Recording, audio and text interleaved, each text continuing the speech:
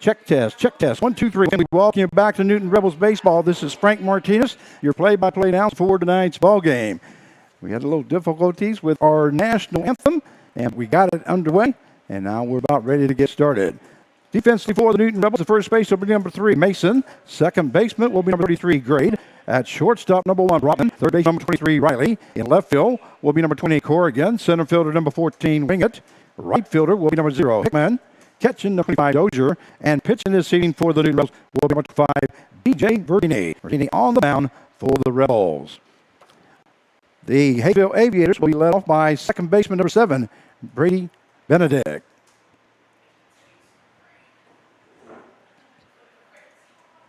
Once again, we're about to get started. The Newton Rebels won last night 11-5, and we welcome to the Newton Rebels telecast. We hope you enjoy today's action.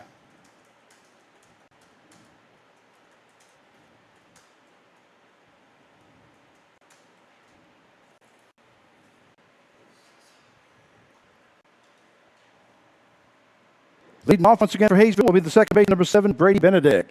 Benedict is a 6-foot, 180-pounder. And we're going to try to get stats for you, but for some reason our website for the Sunflower Collegiate League is down.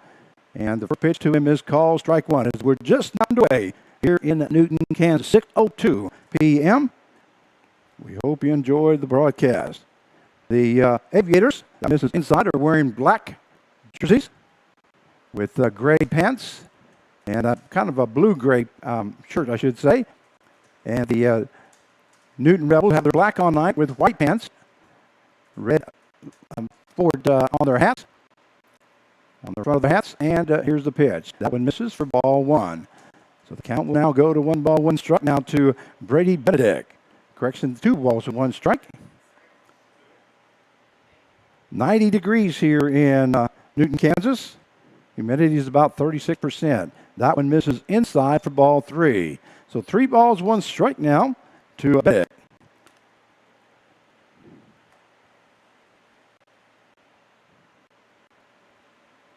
The Aviators also have, some of them have blue socks.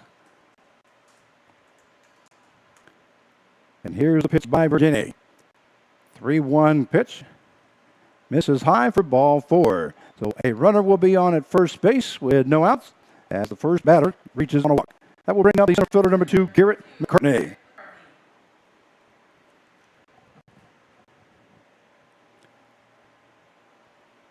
McCartney is a right-handed batter. He's 5'9", 175 pounds. And Virginia ready, good work here. That one misses low for ball 1. So the count is 1 ball, no strikes. Now to me.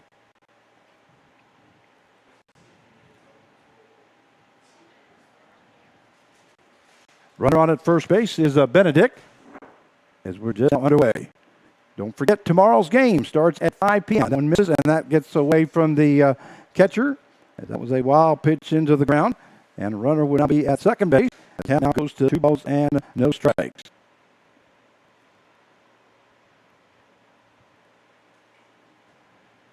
So we'll try to give you some stats here, but for some reason our website in for the Sunflower Collegiate League is not coming up with anything.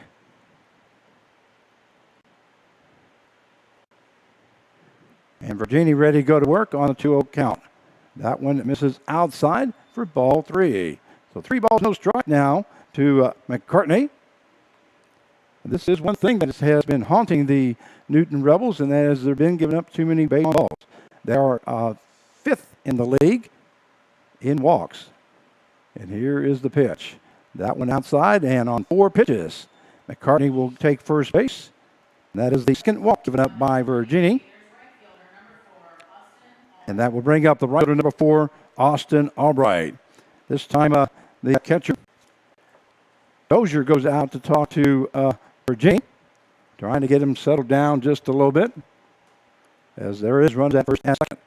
Here in the top half first inning, we're just underway here in Newton, Kansas. Game 1 of a 5-game series between the Hayesville Aviators.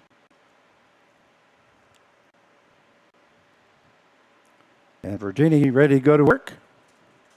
And here's the pitch. That one misses outside, ball 1.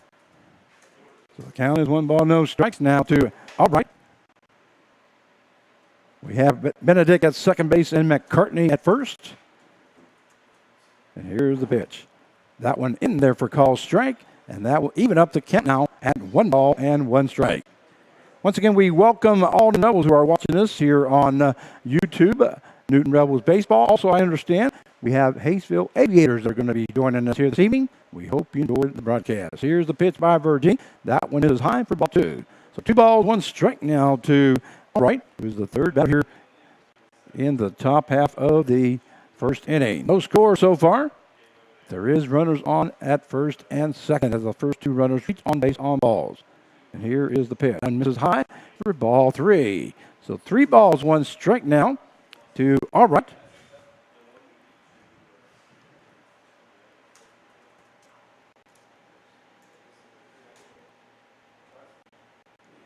And Virginia ready to go to work. That one misses low for ball 4.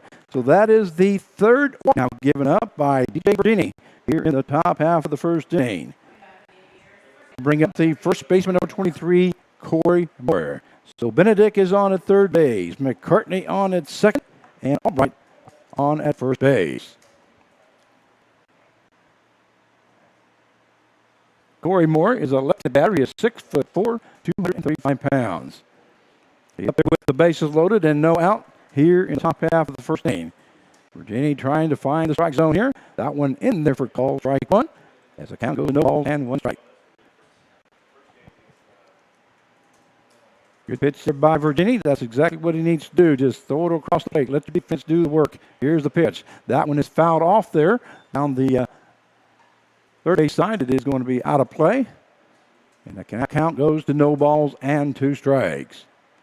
To Corey Moore, who's playing first base this evening for the Hayesville Aviators.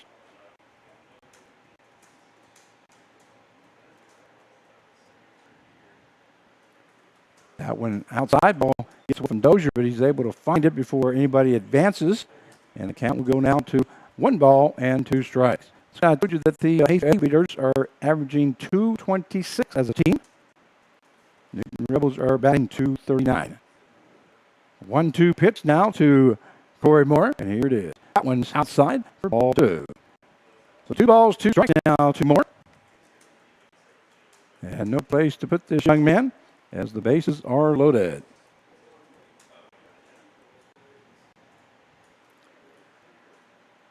And here's Virginia's pitch. That ball hit to the first base side. It's going to be fair, and first baseman Corey Mason touches first base, but a run does score from third base to make it 1-0 with 1 out. The ball went down the line, and it was in foul territory. Instead of touching the ball, Mason, he let it come back in play, and he touched the base for the out, but a run does score from third base. That was Benedict scoring. McCartney moves third base. Albright goes to second, and it is a unassisted at first base for the first down. That brings up the left fielder to 1, Drew Bristow. That pitch misses outside, and a nice stop there by Dozier that almost got away from him. And the count goes to 1 ball and no strikes. Runners on at second and third with 1 down here in the top half of the first inning. And here is Virginia's pitch. That one hits to the ground right before home plate, and that's going to go clear back to the backstop. Another run scores, 2-0 is score, and the runner advances to third base. So 2 runs have been scored with no hits. Virginia has allowed 3 walks and then a wild pitch there. Count is 2 balls, no strikes now to Drew Bristow. Bristow is a right-handed batter. And here is the pitch. That one in there for call strike as the count now goes to 2 balls and 1 strike.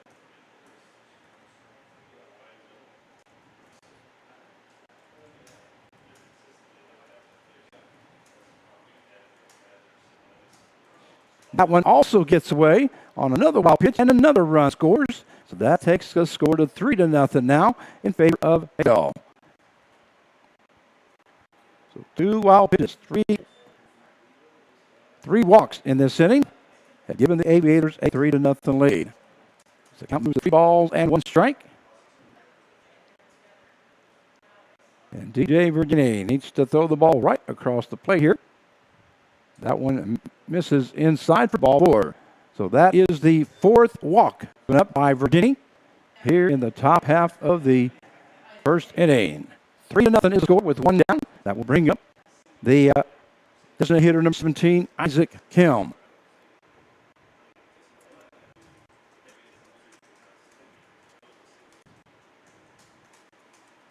Here's the pitch by Virginia. That one across the plate for Shaw, strike one. As the count goes, no balls, one strike.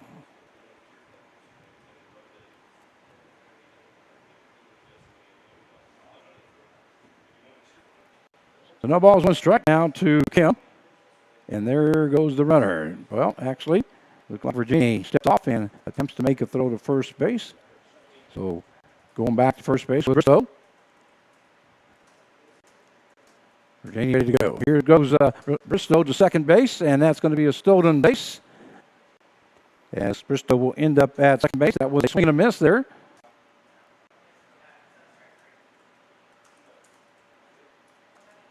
Looks like they're calling him out, number 3, for some reason, or maybe they called batter interference on that.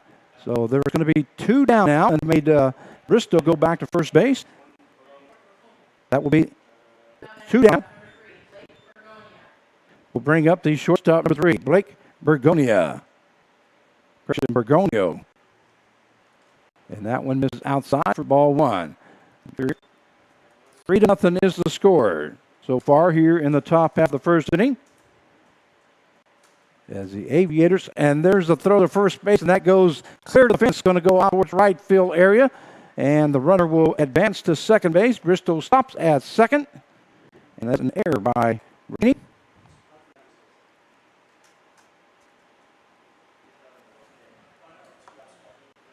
So tough going so far here for Virginia in the top half of the first inning.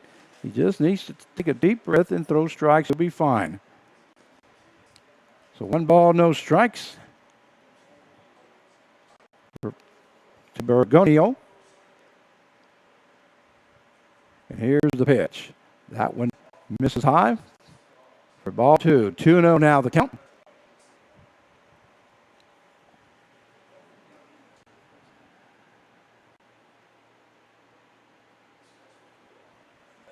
That one misses, and that one gets away from the catcher, so the runner's going to down to third base.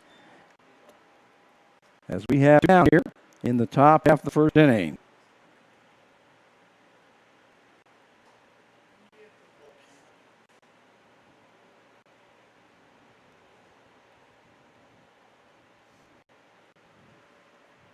So 3 balls, no strikes to Bergonio. And here is Virginia's pitch. That one in there for call strike. As the count is 3 balls and 1 strike now with runner on at third base and 2 down. 3-0 the score, top half of the first. That one hits to the first baseman. First baseman's going to go unassisted for out number 3. But not before the Hayesville Aviators. They score 3 runs on no hits, 1 error, and 1 left on base. At the end of 1/2 inning play, it is the Aviators 3 and the Rebels cut. And we'll be right back.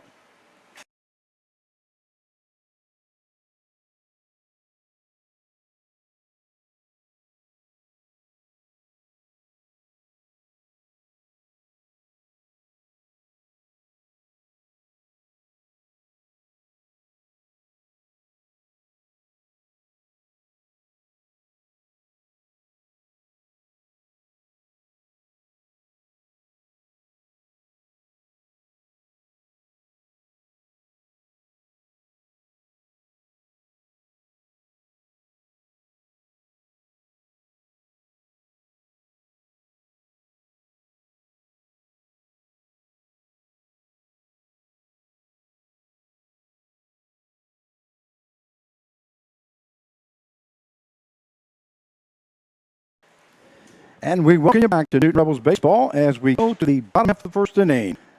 Defensively for the Hayesville Aviators at first baseman number 23, Moore. Second baseman number 7, Benedict. At shortstop number 3, Bergonio. At third base will be number 24, Golden. Left fielder will be number 1, Bristow. Center fielder number 2, McCartney.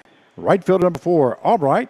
Catching will be number 14, Gardner. And pitching for Hayesville will be number 20, Jonathan Garza. Garza on the mound for Hayesville.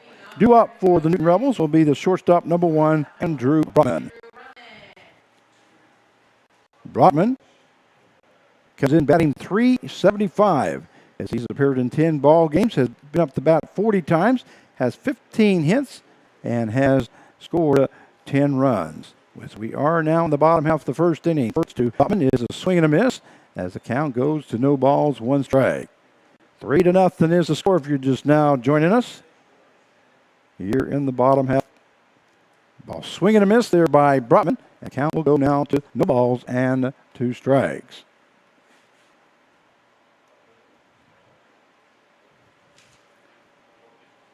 Jonathan Garza. That one fouled off by Brotman as the count stays at 0-2.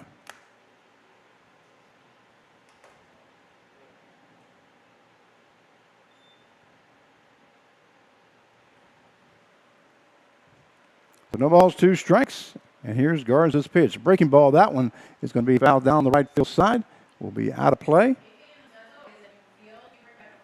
And the count stays at no balls, 2 strikes. We are in the bottom half of the first inning. 3-0 to score.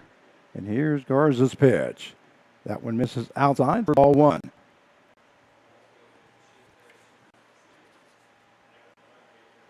This ball game started at 6 o'clock this evening. Tomorrow's game starts at 5 o'clock. And it will not be on Newton Rebels channel on YouTube. It will be on YouTube, but it will be on the Sunflower Collegiate League channel. And the best way to get there, if those of you that would like to know how to get there, go to Sunflower Collegiate League. And on their home page, on the right-hand side, that one was fouled off by Brotman. So the count stays at 2 balls, 2 strikes. On the right-hand side of the page, there's a box that says View Sunflower Collegiate League game. So that's the best way to get to it. So 2-2 now the count. And here's the pitch by Garza. Swing and a miss there by Brotman as he goes down swinging for out number 1. So we have 1 down here now in the bottom half of the first inning. That will bring up the left fielder, Aiden Corrigan. Brotman last night was 3 for 5. Tonight he goes down swinging for the strikeout and the first out of the inning. First pitch there to Corrigan. It's called ball 1. So 1-0 now the count. Here in the bottom half of the second, here's Garza's pitch. That ball hit foul towards the dugout of the Aviators. And that will end up the count now at 1 ball and 1 strike.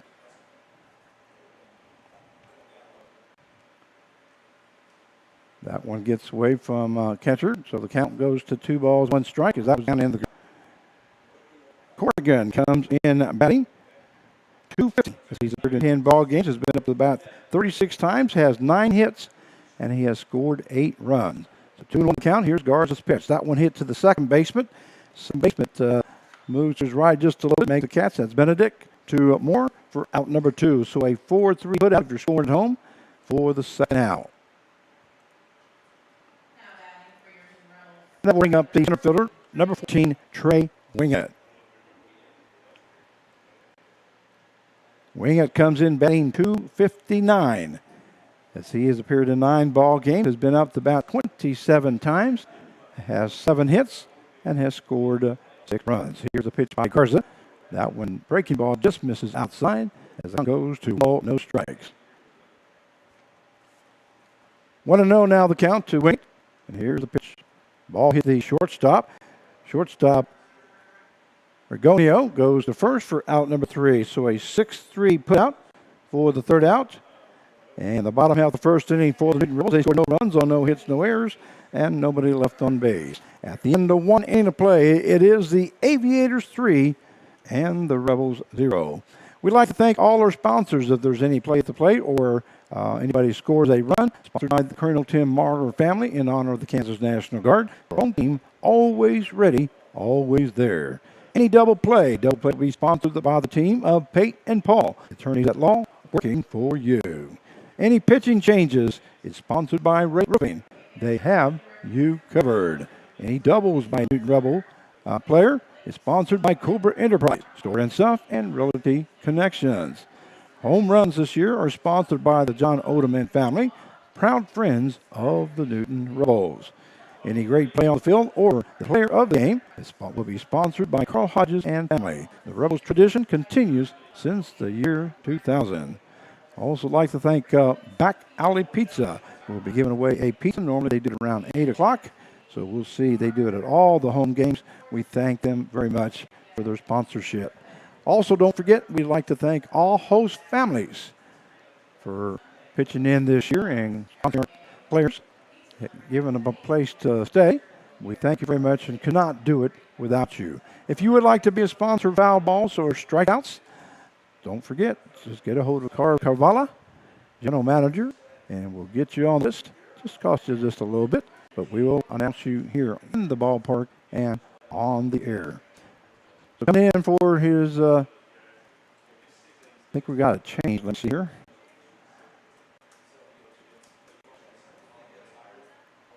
Yes, we do have a new pitcher, looks like.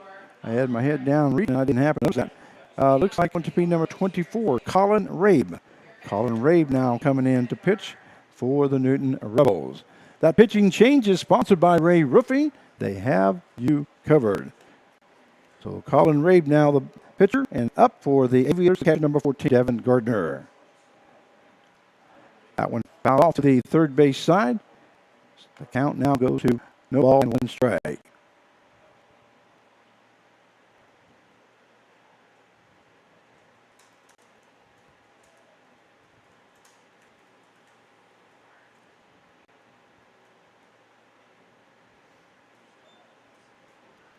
Ball hit a short dive. Brotman goes to first. So 6-3 put out for the first out.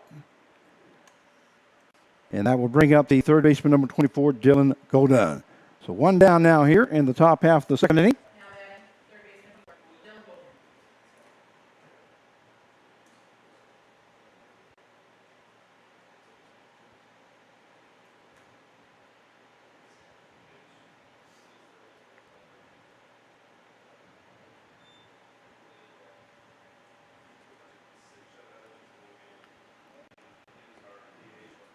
Count is 1 ball, no strike. And here's the fouled off here to the right-hand side as the count now goes 1 ball, 1 strike to Dylan Golden, who's playing third base here this evening for the Hayesville Aviators.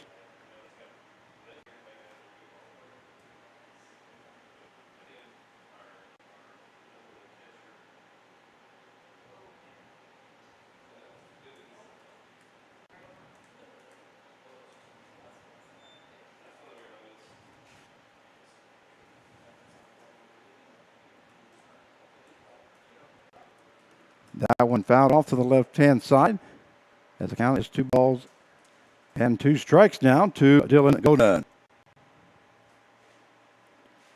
3-0 is the score in favor of Hayesville. DJ Virginia went 1 inning as he faced 7 batters. That one misses high for ball 3. So the count is full now at 3-2. Ended up walking 4. Struck out 1. As they did score 3 runs. That one misses inside for ball 4. So that will be a runner now at first base with 1 down. That is the 5th walk given up by Newton Rebel pitcher here in just 2 innings. That will bring up the second baseman, number 7, Brady Benedict, who reached on a walk and scored a run. So Golden on at first base with 1 down, and here pitch. That one lifted into left field. Left fielder moving down the line, and it's going to be foul. So the count will now go to no balls and 1 strike.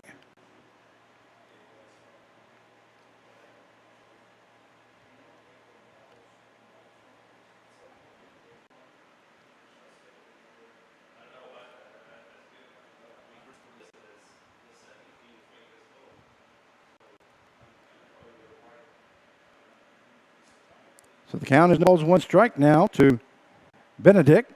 Ball thrown to the first baseman in is Golden.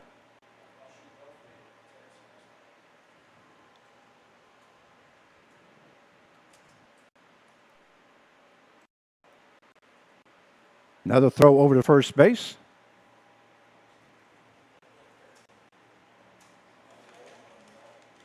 As the count still stays at no balls and 1 strike. Here's the pitch. That one misses high, and the count evens up now at 1-1. So 1 strike now to Benedict.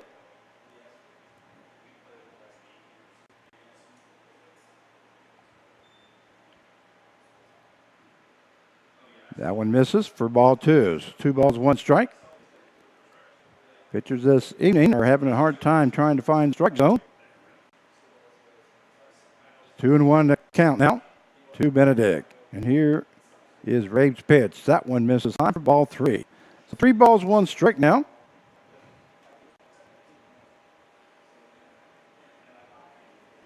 It's Colin Rabe now in his first inning of relief for the Rebels. Here's the pitch. That one fouled off there by Benedict, and that will take the count to full now at 3-2.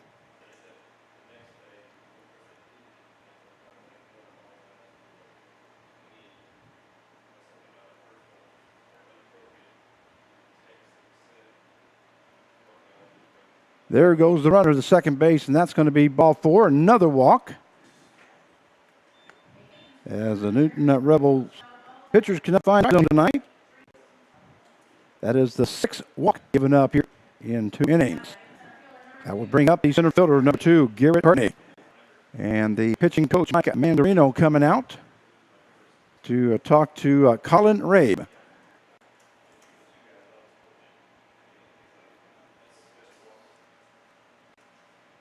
Not sure if it's Minnie that's getting to the pitchers here tonight or what, but he seemed to not be able to find that strike zone. Once again, we'd like to have your comments on YouTube. We have put in the comment, have marked it down to where you can leave a comment if you'd like.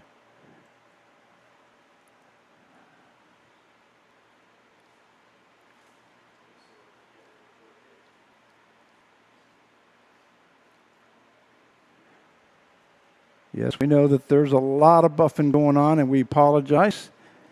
We worked on our computer all day long today, and we're not able to get it like we wanted it. We're going to try to talk to the tech people tomorrow on this program. They've been working on it for about 5 days now and have not been able to come up with an answer, and it's very frustrating. There goes the batters to second and third base now, as the count goes to 1 ball, no strike. Batter is Garrett McCartney. And Newton Rebel pitcher needs to some strike here. Give us a chance here. As we have 1 down, runners on at second, third. So we are seeing that you are watching us here today.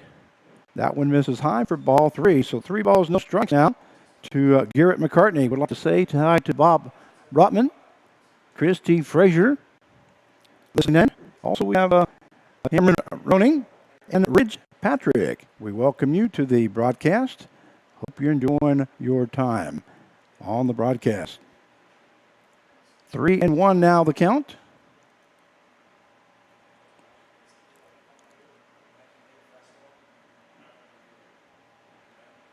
And Colin Rabe now ready to go. That one is high for ball 4. So the bases will be loaded once again with 1 down. And that is the 7th walk given up by a Newton pitcher here in 2 innings. That will bring up the right fielder, number 4, Austin Albright.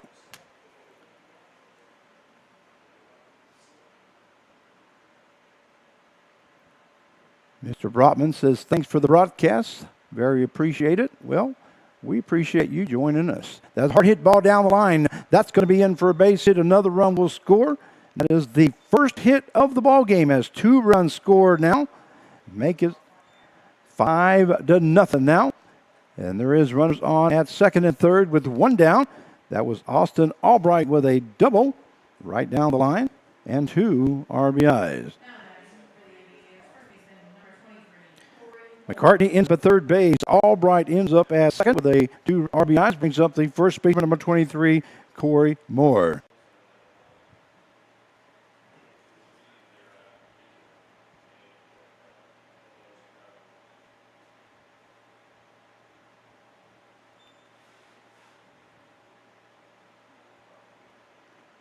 No balls, one strike now to Moore. We are in the top half of the second inning. 5-0 is the score. And that, once again, was the first hit of the ball game. And here's the pitch. That misses. Ball on. 1-1 now the count. Runners on at second and third with one down.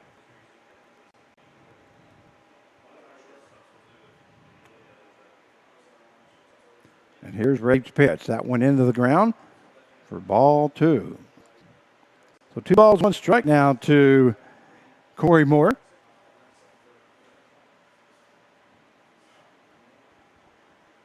So far, Hayesville have had 8 base runners. And here's the pitch. Check swing there, but it's in there for a strike. And that will even up the count now at 2 balls and 2 strikes. 8 base runners on 12 at bat. And 7 of them have been walks. That ball hit the second baseman. Second baseman only has 1 play. That's going to first base as another run scores. Now makes it 6-0. And moving over to third base is Albright. McCartney scoring from third base. It is a 4-3 put out for the second out. We'll bring up the left fielder number 1, Drew Bristow.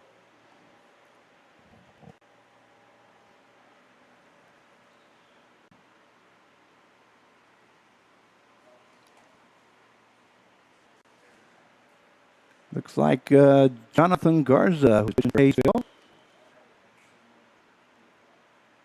Parents are listening in. We welcome you from Washington. That one in there for call strike 1. We welcome you to the camp. We hope you enjoy it. Your team right now is up 6-0 here in the top half of the second inning. That's Drew Bristow, the batter. That one is fouled off by Bristow, and the count goes no balls and 2 strikes. There is a runner on at third base, is Albright. There is 2 down here in the top half of the second inning. One thing that we did not need, and that was in all games that we have been losing, we've been giving up a lot of walks or a lot of hit batsmen. That one into the ground almost gets away. But a nice job there by the catcher Dozier to stop it as the count goes to 1 ball, 2 strikes.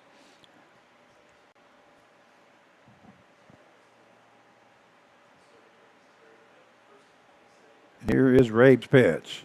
Breaking ball is outside for ball 2. So 2 balls, 2 strikes now to Drew Bristow.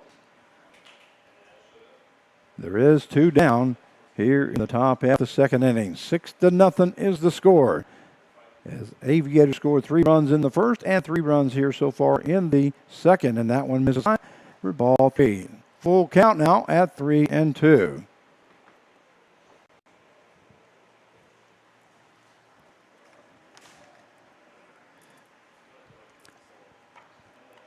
Throw strikes, young man. Throw strikes. That's all we need.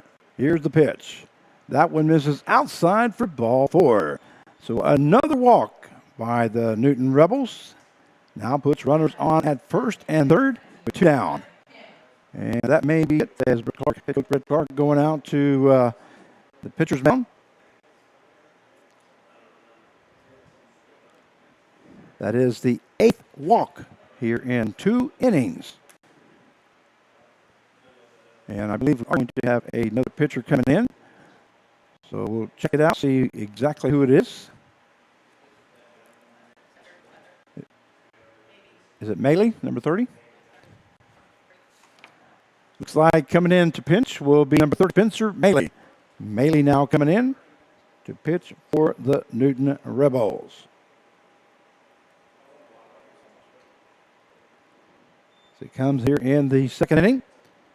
So Colin Rabe gets 2/3 of an inning. Gave up 3 runs on 4 walks, 1 double, and there is runners on base. Runners now on at first and third. If they do score, they'll be charged to Rabe.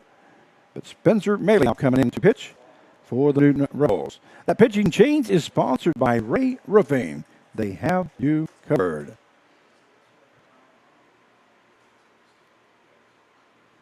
I'd like to welcome, I believe it says Arza Bird, who's watching their son pitch for the Hayesville Aviators, Jonathan Garza. Bob Brotman, Christy Frazier.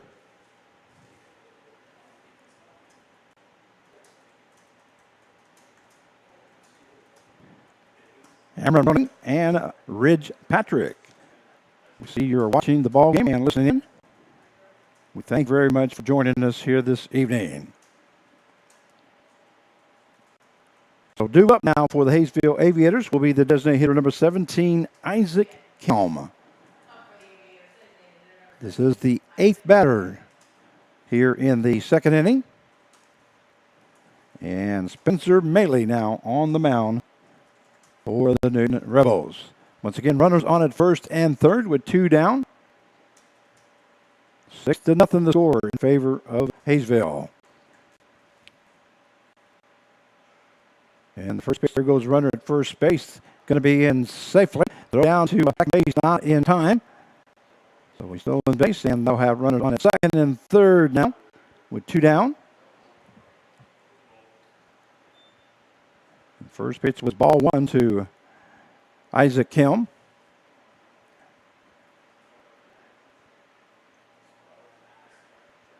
So 1 ball, no strikes now to Kim, and here is Maley's pitch. That went in there for call strike right across the knees. That will take the count down to 1 ball and 1 strike. Last night, the Newton Rebels defeated Great Bend 11-5. They had 16 hits in the ball game. Here's the pitch. That one lifted to left field, I believe. Left fielder will get under and makes the catch for out number 3. So fly out to number 7 for the third out, but not before the Hayesville Aviators. They scored 3 runs on 1 hit.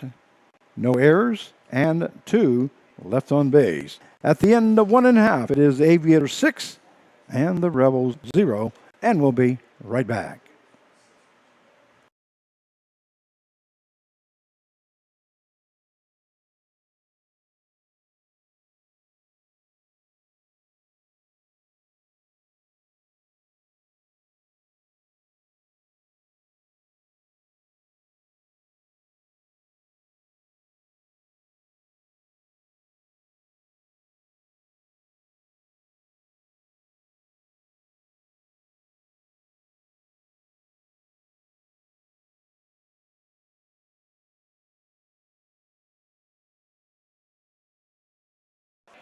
And we welcome you back to Newton Rebels baseball as we go to the bottom half of the second inning. The score is 6-0 in favor of the Hayesville Aviators.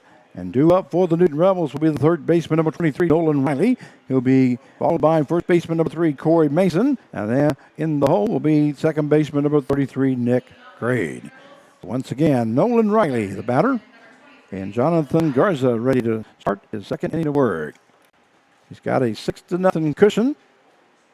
So I'm sure their coach told him just to throw strikes.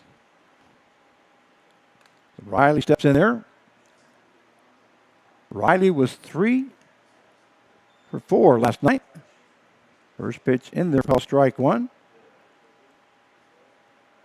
This count is no balls, 1 strike. And here's the pitch by Garza. Breaking ball in there for call strike 2. Riley shakes his head like it wasn't, but it was a nice breaking ball there by Garza that just caught right across the letters for the second strike. Here's the pitch. Fastball misses inside for ball 1. So 1 ball, 2 strikes now to Nolan Riley. So far this year, 2021, he's been the most consistent as far as at the bat. Also out on the field. That one misses as the count goes to 2-2. Last night, General Manager Mark Cavallo and I came back from Great Bend as I was driving home, and I think we didn't get home until after midnight sometime. Anyway, we talked about the team and talked about who so far has impressed us, and Mr. Riley name was mentioned. That ball lifted into left center field, in for a base hit. That is the first hit of the ball game for the Newton Rebels, the first hit for Nolan Riley. So we'll be a runner on at first base with no outs, and that will bring up the first baseman, number 3, Corey Mason. Riley came into this ball game batting 4 feet, and that was Riley's 10th hit of the season. First pitch to Mason, in there for call strike 1. As count goes, no balls and 1 strike. So far, Mason is batting .240. He's appeared in 7 ball games, has been up the bat 25 times, has 6 hits, and has scored 3 runs. So Nolan Riley on at first base. Both teams only have 1 hit here, but the Aviators have taken advantage of the walks that the Newton Rebels have given up here in 2 innings. That one misses outside for ball 1. So 1-1 now count. Here's the pitch. That one misses outside for ball 2. 2 balls, 1 strike now to Corey Mason, first baseman for the Newton Rebels here this evening. And Jonathan Garza throws that one right across the plate, and Mason hits the ball down the line, but it is going to be foul. So the count will even up now at 2 balls and 2 strikes. Nolan Riley on at first base as he reached on a base hit out into left center field, as he recorded the first hit for the Newton Rebels here in the ball game. And need base runners to get back into this as they're down 6-0. Here's the pitch. Plenty of ball game left. That one misses high for ball 3. So a full count now. Remember, I told you that the Newton Rebels were like in 5th spot in walks, and in 7th spot is the Hayesville Aviators.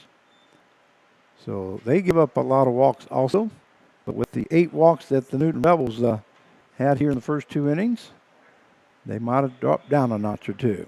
Full count now, and here's the pitch. That one lifted to the left-hand side, third base side, third baseman moving over. That's going to be out of play as the count stays at 3-2. Riley at first base with out here in the bottom half of the 2nd inning.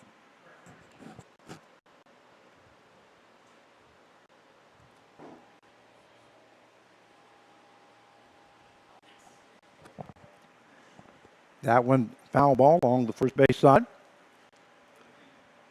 Having to go back to first base, Nolan Riley. I believe that's a broken bat there. Not sure. As Corey Mason gets back in the box, about ready to go. It is a full count with no outs here in the bottom half of the 2nd. And here's the pitch by Garza. That one misses low for ball 4. So we'll have runners on at first and second now. That is the first walk given up by Hayesville and Jonathan Garza. We'll bring up the second baseman, number 33, Nick Grade.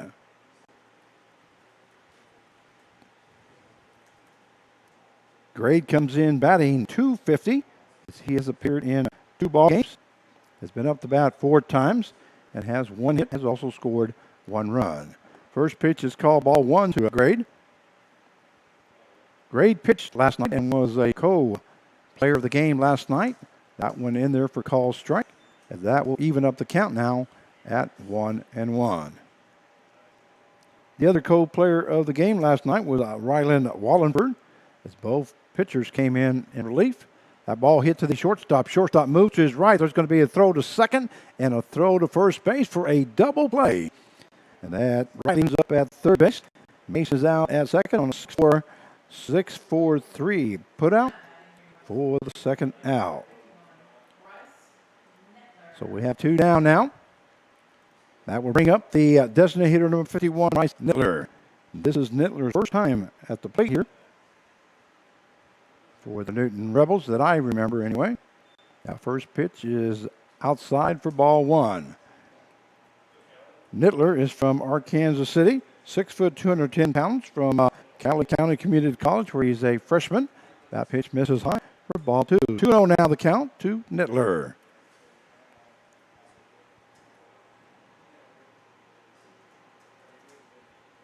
And Nittler does not show up on the stat sheet. So that ball up the middle. The shortstop does move to his left.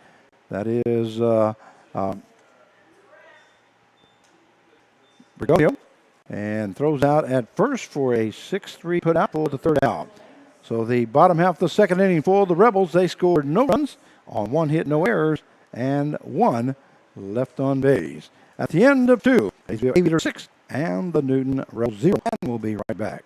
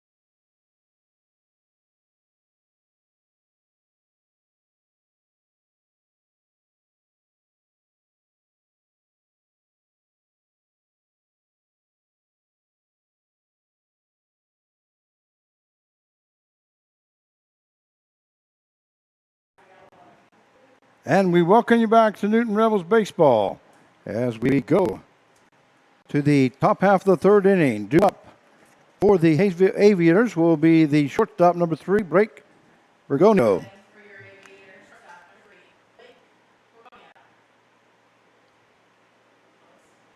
So Bergonio now coming up. He hit to the first baseman, went unassisted for out number 3 in the first inning. And Spencer May ready to do second inning work, and here's the pitch. That one misses outside. Ball 1. So 1 ball, no strikes now to Bergonio. As the score is 6-0 in favor of Hayesville. Both teams have 1 hit. That one in there for call strike. That will even up the count at 1 ball, 1 strike. Once again, we are in the top half of the third inning. This is Frank Martinez, your play-by-play announcer for tonight's game. We join those of you that are following the Newton Rebels baseball, and we also welcome all those Hayesville Aviators to the broadcast. That one in there for call strike as the count goes to 1 ball and 2 strikes now to Bergonio. And here's the pitch by Maley. Breaking ball in there. Just misses, I guess, as the count now goes 2-2. Thought that was a great pitch there by Maley, but apparently missed high.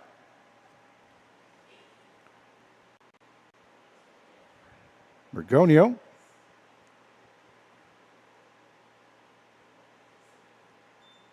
I believe they did say that he just joined the team. He doesn't have any stats yet so far. But he did ground out to the first baseman unassisted his first time up. Count is full now at 3-2. Here's Maley's pitch. That one hits Bergonio, so he will be on first base. And that will bring up the catcher number 14, Devin Garner.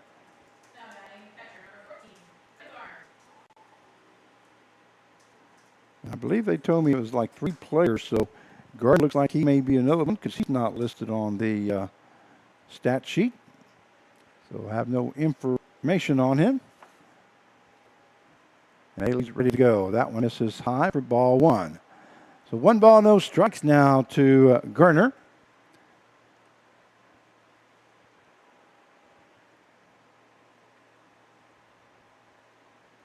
Garner is a 5'10", 195-pounder. That one hits the outside corner, and that will even up the count now at 1-1.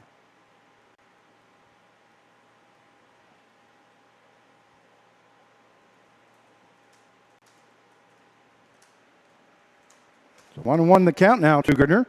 And here Maley's going over to first base. In safely is Bergonio. Here in the top of the third inning. Once. As the score is 6-0 in favor of Hayesville. Once again, throw over to first base in safely Bergonio.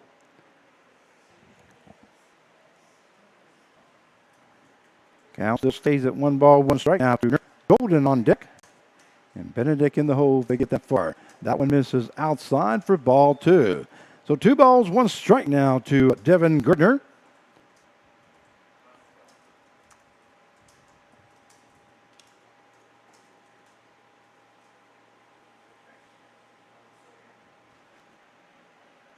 Maley take a good look at first base. That one a swing and a miss there by Gardner. And that will even up the count now at 2 balls and 2 strikes. Nice pitch there by Spencer Maley. Got Gardner swinging at that. That will even up the count. Here's the pitch. Another one to the right-hand side. That's going to be right down the line. That's going to be in for a base hit. And moving over to third base will be Bergonio. Stopping at first will be Gardner as he records his first hit of the ball game. So they will be runners now at first and third with no out here in the top half of the 3rd inning. That is the second hit recorded here by the Hayesville Aviators. And that will bring up the third baseman, number 24, Dylan Golden. So Dylan Golden now up. Golden reached on the base on balls and scored a run in the second inning. And Maley goes to first base, and safely is Gardner.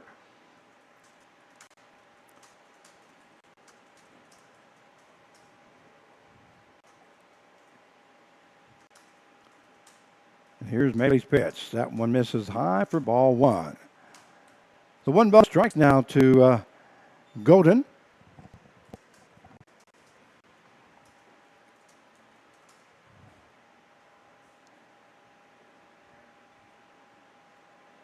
Maley ready to go to work. Here's the pitch. That one just misses inside.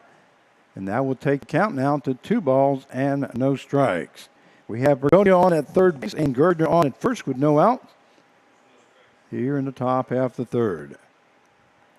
6-0. The score is now joining us. That one misses outside for ball 3.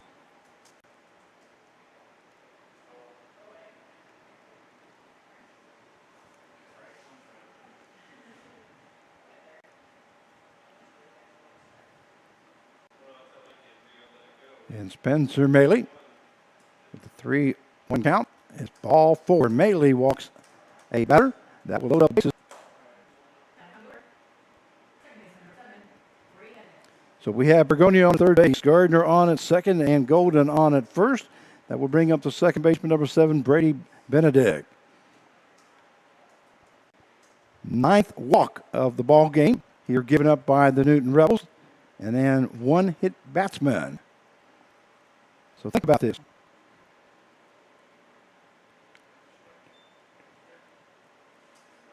10 base runners by either a walk or hits batsman out of 8. And only 2 hits. That tells the whole story right there as the score is 6-0. That one misses for ball 1. And that takes the count now to 1 ball, 1 strike. Pitchers have to get the ball across the plate to give us a chance here.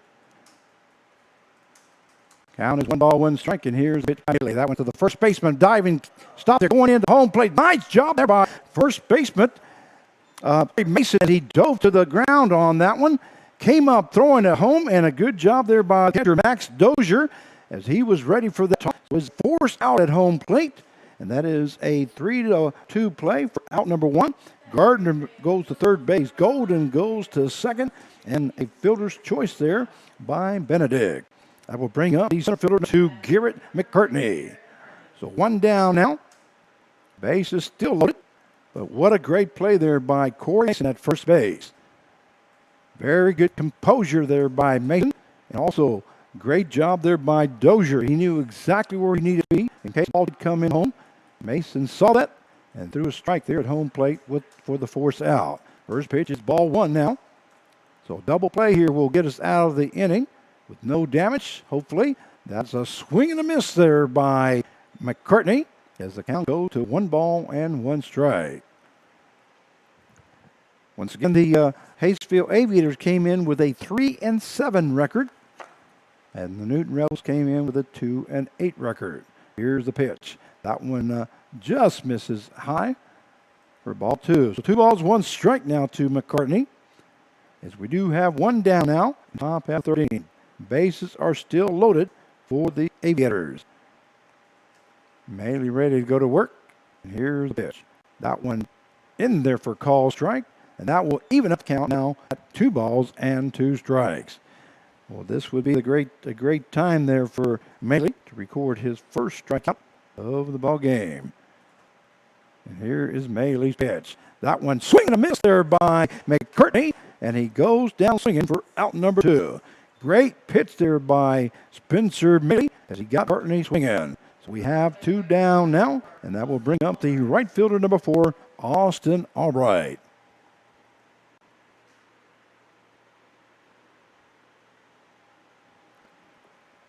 So 2 down now here on top of the 3rd. Let's see if we can't get out of this inning without any danger or any more runs being scored. And here is Maile's pitch. That one fouled off there by Albright. Albright walked his first time and scored a run.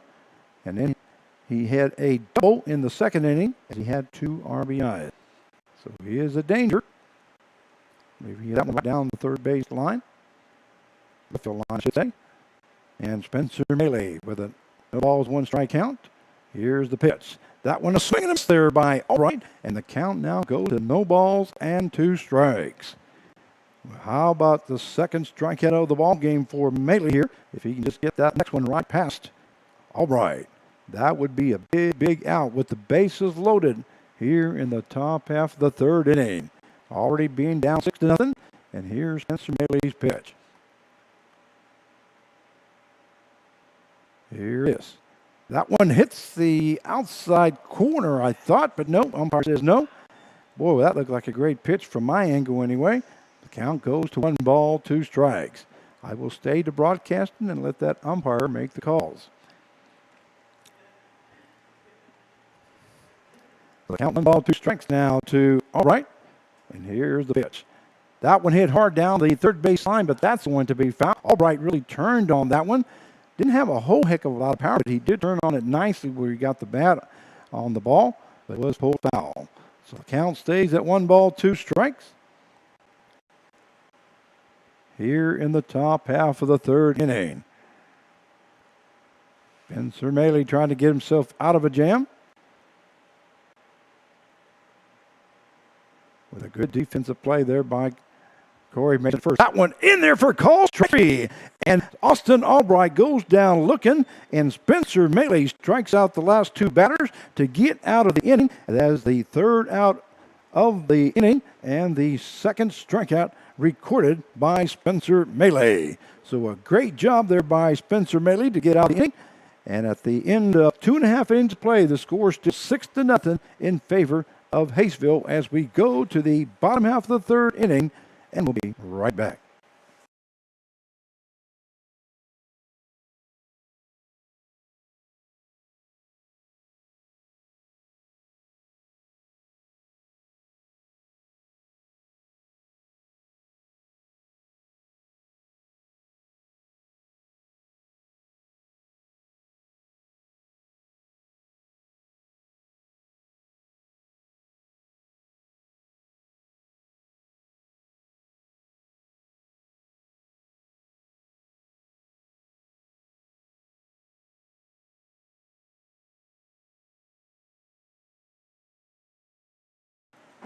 And we welcome you back to Rebels Baseball as we go to the bottom half of the 3rd inning. What a great job there by Spencer Maile to get out of that 3rd inning as the bases were loaded, and he strikes out the last 2 batters to get out of that inning without any damage.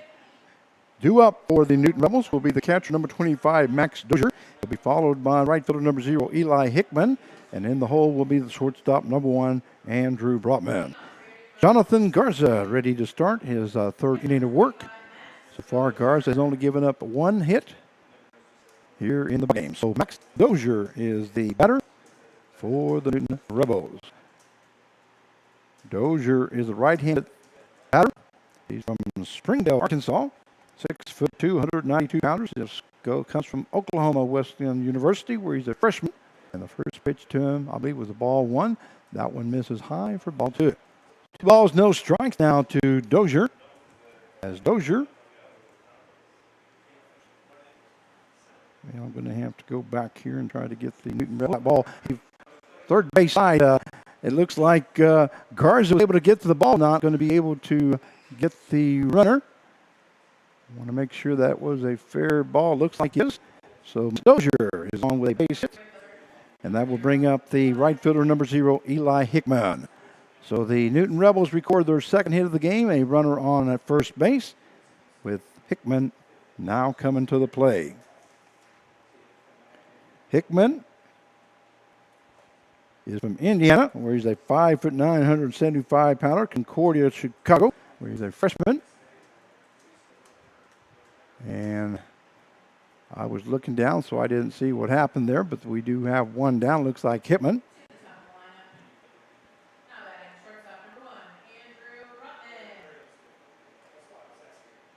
We'll bring up the shortstop, number 1, Andrew Brotman.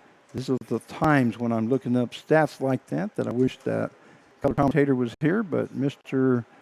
Carve has GM duties whenever we're at home. But there is one down now, with Dozier on at first base. And the count is 1 ball, no strikes. That one in there for strike 1, as that will even up count at 1-1. There was a throw down to first base, but Dozier was in safely.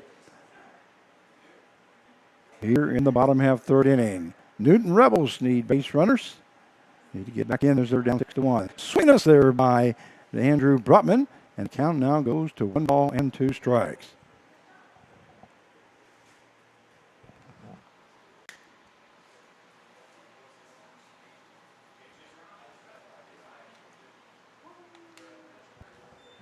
That one misses high for ball 2. So 2-2 now the count.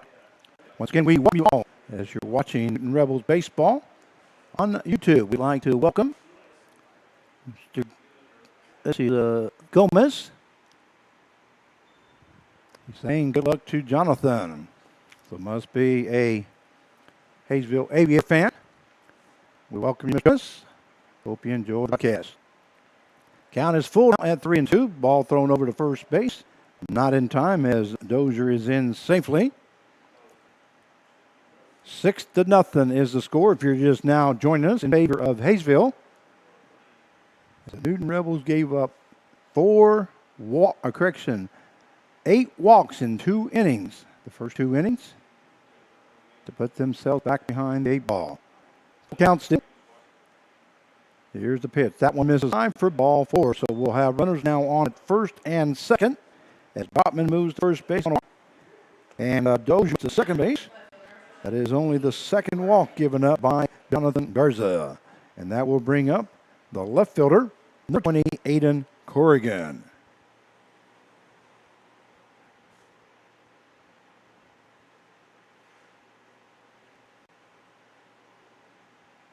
Here's the pitch to Corrigan. That one lifted to the second baseman. Second baseman going to be an infield fly rule. He will make the catch for out number 2. So the first pitch Corrigan goes after is lifted into the infield for infield fly rule. And now we have 2 down. That will bring up the center fielder, number 14, Trey Wingett.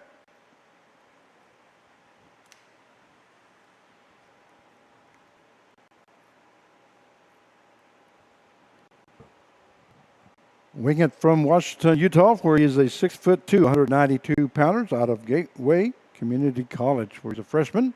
Here's the pitch by Garza. That one lifted into right field. That's going to be deep into right field, into the gap. It's going to be in for extra bases as 1 run scores. And here comes Brotman scoring clear from first base. And in with a triple is Trey Wingett. A triple and 2 RBIs. That now takes the score to 6-2. A great hit there by Trey Wingett, deep into right center field. Those runs scored at home plate are sponsored by Colonel Tim Marler family in honor of the Kansas National Guard. Your home team, always ready, always there. And here's the pitch by Garza. That one in there for call strike 1 against Dylan Riley. So we have a runner on at third base. The score is 6-2 in favor of Hayesville. That was the third hit of the ball game. Here's the pitch. That one gets away from the catcher, but not far enough. So staying at third base is Trey Wingett. The count will go now to 1 ball and 1 strike. Dozier scored, and Brotman scored clear from first base. Once again, 2 RBIs for Wingett on that triple.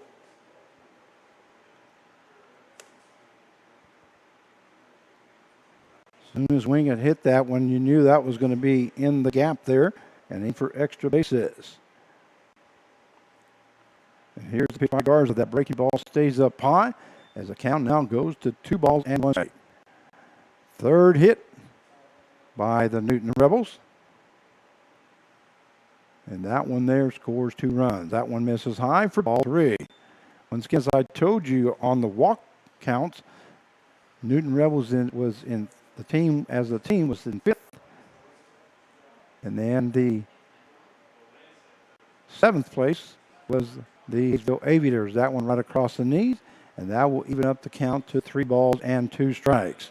So full count now to Nolan Riley, who is 1 for 1 here this evening.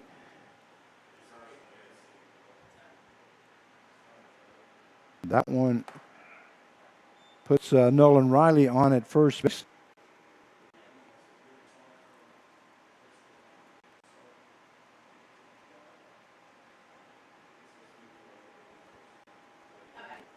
That will bring up the first baseman, number 3, Corey Mason. Corey Mason made that great play at first base as the bases were loaded, and he had to go dive into his right, got back up, kept his composure, and threw a strike to home for the 4th out at home plate. Here's the pitch by Garza. That one fouled off there by Mason as count goes to no balls and 1 strike. Once again, we have it on at first and third with 2 down here in the bottom half of the 3rd inning. 6-2 is now the score in favor of Hayesville, as the Rebels have scored 2 runs here in the bottom half of the 3rd. Here's the pitch. That one misses outside for ball 1. We welcomed Todd Hook to the stadium. He was here earlier. I'm sure he's still in the stands somewhere listening. That ball hit hard to the short. Second baseman on 1 bounce goes to first for out number 3. So a 4-3 put out for the 3rd out. And not before the Newton Rebels. They scored 2 runs on 2 hits, 2 errors, and 2 left on base. At the end of 3 innings of play, it is the Hayesville Aviators 6 and the Newton Rebels 2. And we'll be right back.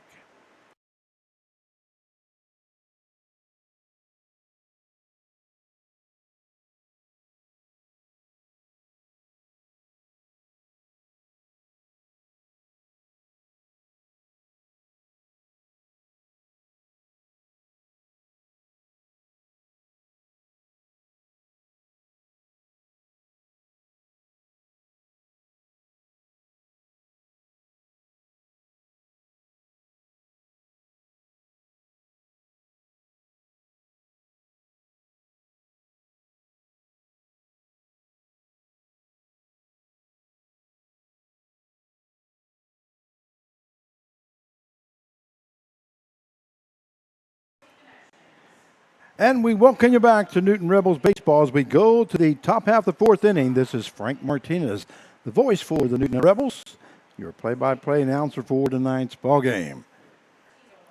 6-2 is the score in favor of Hayesville. And coming in for another inning of work is number 30, Spencer Maley. 2 up for the Hayesville Aviators will be the first baseman, number 23, Corey Moore. He'll be followed by Bristow and Kim in the hole. Once again, if you're just now joining us, don't forget you can now make a comment on the comment list on the YouTube. We have put that up so you can make a comment if you'd like. We'd like to hear from you. Get your name announced, if possible. Once again, leading off the Aviators, first baseman number 23, Corey Moore. Corey Moore is 0-2 here tonight as he grounded out to the first baseman in the 1st inning and then grounded out to the 2nd baseman in the 2nd. So ready to go as Maley's first pitch to Moore misses for ball 1 here in the top half of the 4th inning. So 1 ball, no strikes now to Moore.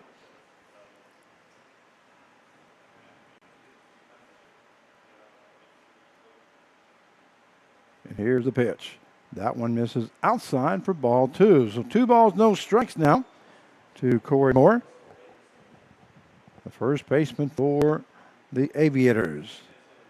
Once again, we'd like to remind you that tomorrow evening, the Newton Rebels will be in the Sunflower Showcase at the Eck. That one misses outside for ball 3. So 3 balls, no strikes, 2 more. The game time tomorrow is 5 p.m. 5 p.m. in the afternoon. And I'd like to remind you that the Newton Rebels channel will not be carrying a game. It will be on YouTube, that one right across the knees for call strike one. 3-1 count. Make note. On YouTube, you go to the Sunflower Collegiate League channel, and you'll be able to watch the game. That one hit down the line. Anthony Gorge and Doug Downs, I believe, will have the call tomorrow evening. They work at KGSO 1410. KGSO, or 92.7, I believe it is, or 92.9. And they will have the call for you tomorrow evening as we have a doubleheader. There went in there for call strike. Oh, no, he says he hit him on the elbow. Boy, I thought that was strike three. I think Dozier thought that was strike three as he threw that one down to third base. And then they had a strikeout there. But instead it said that Moore got hit on the elbows. He will be on first base with no outs. So once again, the Newton Rebel channel will not be broadcasting that game tomorrow. And that game is at 5 p.m. Instead, I will be doing the PA out at X Stadium on the campus of Wichita State University. Where I'll be calling both those two games in the Sunflower Collegiate League. Here's the pitch by Maley. That one is high for ball one. Now up is the left fielder, number one, Drew Bristow.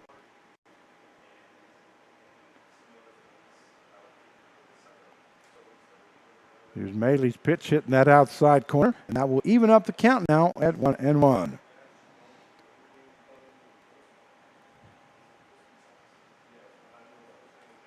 Maley's pitch. That one also across the letters that time. And the count now goes to 1-2 strikes to Drew Bristow, who's playing left field this evening for the Aviators. Moore is on at first base as he got hit by a pitch. Here's the swing and a miss there by Bristow as he goes down swinging for out number one. And that is Maley's third strikeout recorded.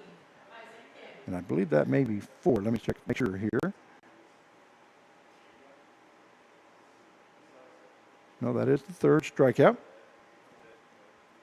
So we do have one down now. That one gets away from the catcher as that one was selling away from Kim. So the runner, Corey Moore, will move over to second base. Good effort there. Dozier was just able to get his glove on it, and that was about it. So Moore will be on at second base. The batter is Isaac Kim. So far for Kim, he is 0 for 2 as he struck out in the first inning as he made the second out. And then he flew out to left field in the second as he made the third out. So the count is 1 no strikes now to Kim. Moore now on at second base. 6-2 the score here in the top half of the fourth inning. And here's Maley's pitch. That one lifted to the right-hand side. Looks like the right fielder is going to be able to get under it for the Newton Rebels. That's Eli Hickman. Makes the catch for out number 2. So F9 if you're scoring at home for the second out. And that will bring up the shortstop number 3, Blake Bergonio. Bergonio got hit by a pitch in the third inning, and he hit to the first baseman unassisted for the third out in the first. So Spencer Maley ready to go to work against Bergonio. And here's the breaking ball. That hits Bergonio right in the middle of the back. The second hit batsman here this inning. That is the third hit batsman of the ball game that the Newton Rebels have given up. That, along with the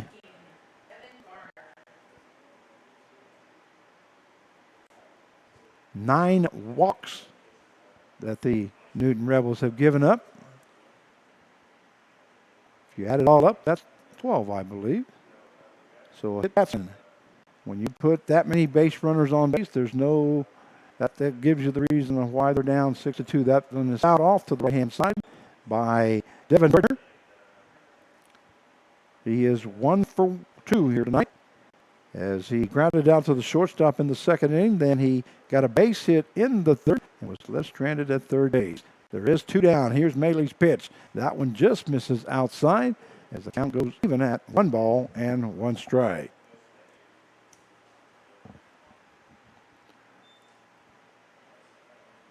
1-1 now, the count to Gardner. Here in the top half of the fourth inning. And here's the pitch by Melee. That one fouled off there by Gardner. As the count now goes to 1-2 strikes. It's good if you'd like to have your name announced. You just a little shout out there on the YouTube page. We'll be glad to announce your name. We got it set up now where you can make comments. That one is foul, a swing and a miss there by Gardner. He goes down swinging, and that is the fourth strikeout recorded by Spencer Melee, the third out of this inning. So the top half of the fourth inning for the Aviators, they scored no runs on no hits, no errors, and 2 left on base. At the end of 3.5, it is Hayesville 6 and Newton 2, and we'll be right back.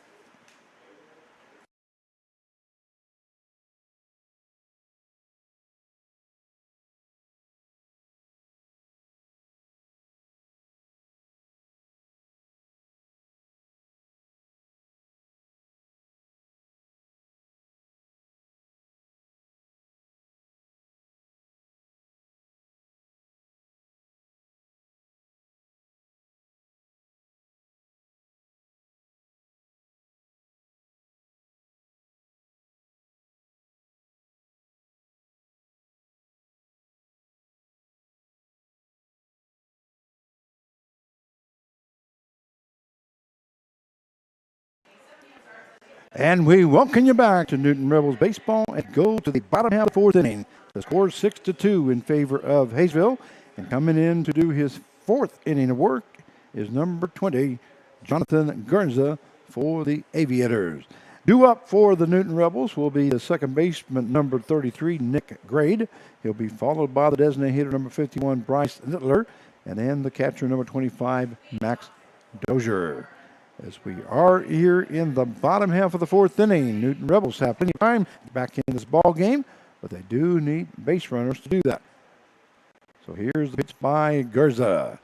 And first pitch is for ball one as we go to the bottom half of the fourth inning. So 1-0 strikes now to Grade. Grade was one of our player of the games last night. That ball hit the left-hand side. Third baseman waits for it on 2 bounces. That throws it into the ground, but Nick Grade ran that out, so it's going to be a base hit there by Grade, and then an error by the third baseman as that one goes into the dugout. An error by Dylan Golden, and Grade will end up at second base. So we have a base hit, his third hit of the ball game, and that is the first error of the ball game for the Hayesville Aviators. And that will bring up the designated hitter, number 51, Bryce Nittler. That's exactly what I was talking about that the Newton Rebels needed. Base runners to try to get back in this ball game. Not down by much. That one misses high for ball one. So the count goes to 1 no strikes. And now the catcher, Devin Gardner, goes out to talk to Jonathan Garza. Not sure if he was fooled on the pitch or just trying to calm him down a little bit. Letting him know that he's got plenty of defense out there. They are up 6-2. Just throw strikes. Here in the bottom half of the fourth inning, the Rebels have a runner on at second base with no outs. 6-2 is the score. And Bryce Nittler up there as the count is 1 no strikes. And here is Garza's pitch. That one misses high for ball 2. So 2 no strikes now to Bryce Nittler, who's making his debut here for the Newton Rebels.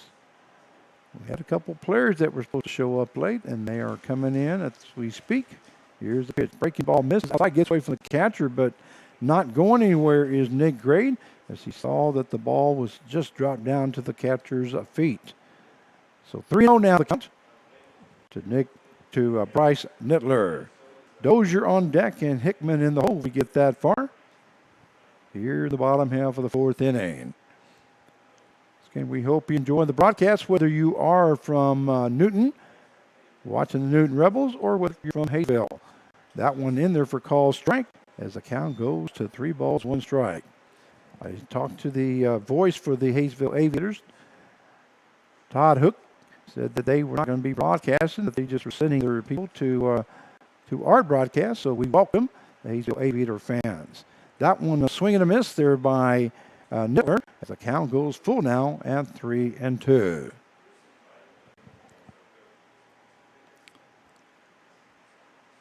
3 balls, 2 strikes now to Nittler. And Jonathan Garza ready to go to work with that 3-2 pitch. And here it is. That one hits the outside corner. And Nittler goes down looking for out number 1. And that is Garza's, I believe, the second strikeout. That was only the second strikeout of the ball game for Jonathan Garza, but that's a big one, as there is one down now here in the bottom half of the fourth. That will bring up the catcher, number 25, Max Dozier. First pitch to Dozier is fouled off.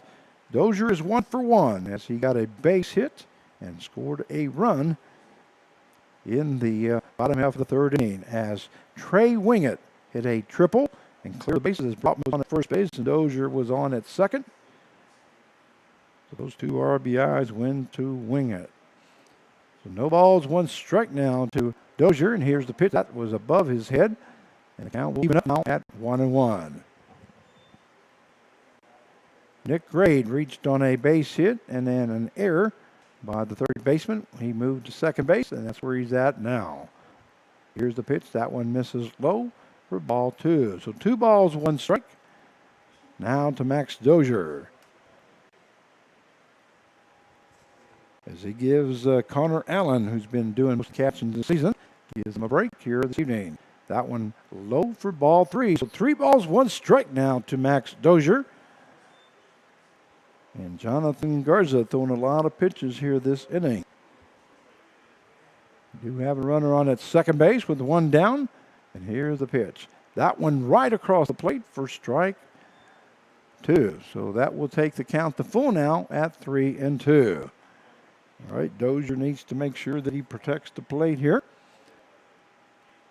And here's the pitch. Ball hit the shortstop. That's going to be off the shortstop. He's not able to handle it. And a nice job there by Nick Grade as he kind of hesitated a little bit. Kind of took the vision off the ball by the shortstop. And I believe that's going to be an error. That is the second error by the Hayesville Aviators. And that now puts runners on at first and third as the shortstop for the Aviators was not able to come up with that. So Grade will be on at third base and Dozier will be on at first base. And they're coming out to talk to Jonathan Garza as the Newton Rebels have runners on at first and third with 1 down. Maybe telling him what to do with the base runner at first base here. That will bring up the right fielder, number 0, Eli Hickman. Hickman flew out to the shortstop in his first time up as he's 0 for 1.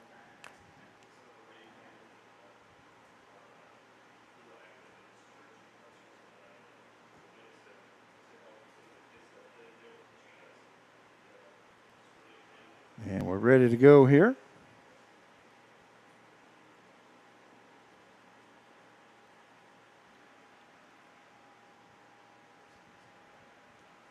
As Jonathan Garza now steps off pitcher's mound. Wasn't quite ready. Hickman comes in batting 200. That one down, ball 1. So the count is 1 ball, no strikes there for Eli Hickman.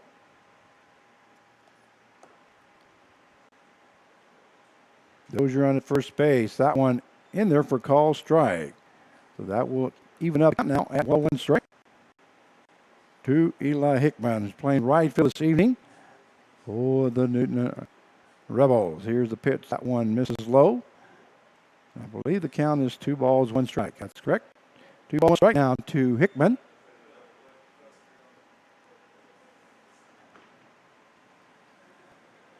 Ball lifted into left field. That's going to be over the shortstop's head, and that's going to be in for a base. That is the 5th by the Rebels. Another run scores as coming in to score from third base is Nick Grade. Moving over to second base is Max Dozier, and Eli Hickman records his first hit of the game and an RBI. So the score now is 6-3 in favor of Hayesville. But the Newton Rebels have cut it in half now, and due up now is the shortstop, number 1, Andrew Brotman. As there is runners now at first and second with 1 down. Here's the pitch by Garza. Breaking ball in for call strike 1. Nice breaking ball there by Garza. Kind of had Brotman back on his heels just a little bit on that pitch. So no balls, one strike. Here's the pitch. That one way outside, but good job there by the catcher, Gardner, to move down to his knees there on the right-hand side and made that stop.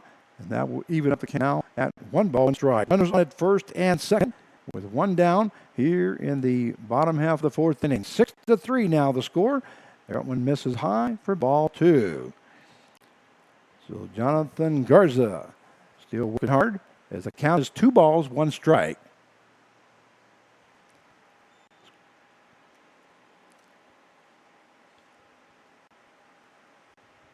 And now Garza's pitch. That one is swing and a miss there by Andrew Brotman, and that will even up the count now at 2-2.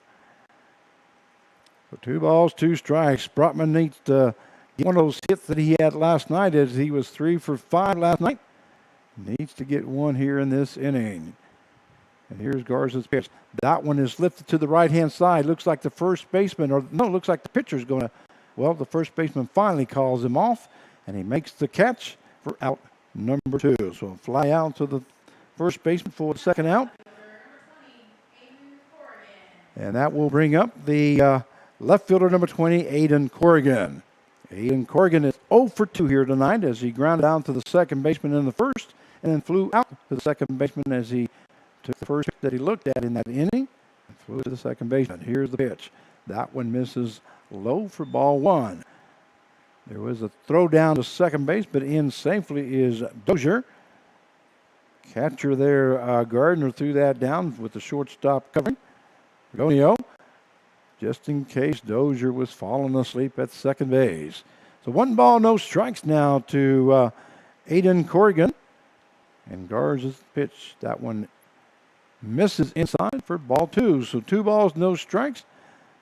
Wasn't sure if that one hit the corner or not, but it was awful close. The home plate umpire says it was inside. So here's the pitch. That one misses high and inside for ball 3. Now it looks like Jonathan Garza is just kind of picking up the pace a little bit on his delivery and not quite settling in like he was. He was kind of in a pretty good rhythm. Now he's kind of rushing things. That one hits the outside corner as the count now goes to 3 balls and 1 strike.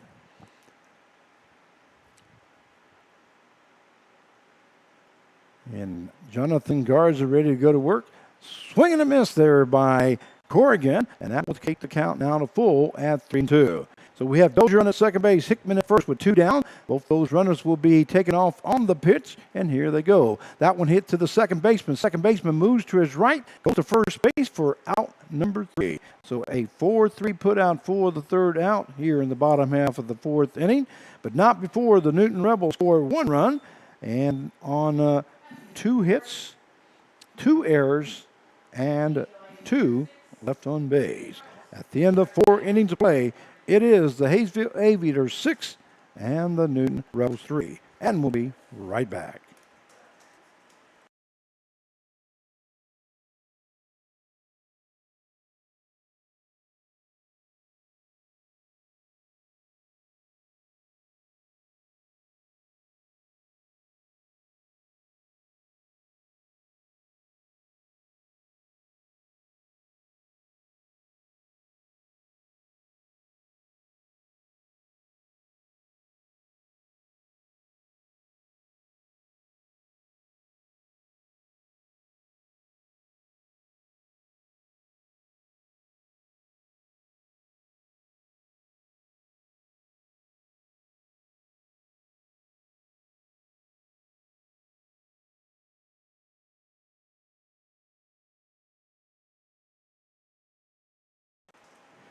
And we welcome you back to Rebels Baseball as we go to the top half of the 5th inning. Due up for the Hayesville Aviators will be the third baseman, number 24, Dylan Golden. The score is 6-3 now in favor of Hayesville. If you're just now joining us, the Hayesville Aviators scored 3 runs in the top half of the 3rd inning as Virginia gave up 4 walks in that inning.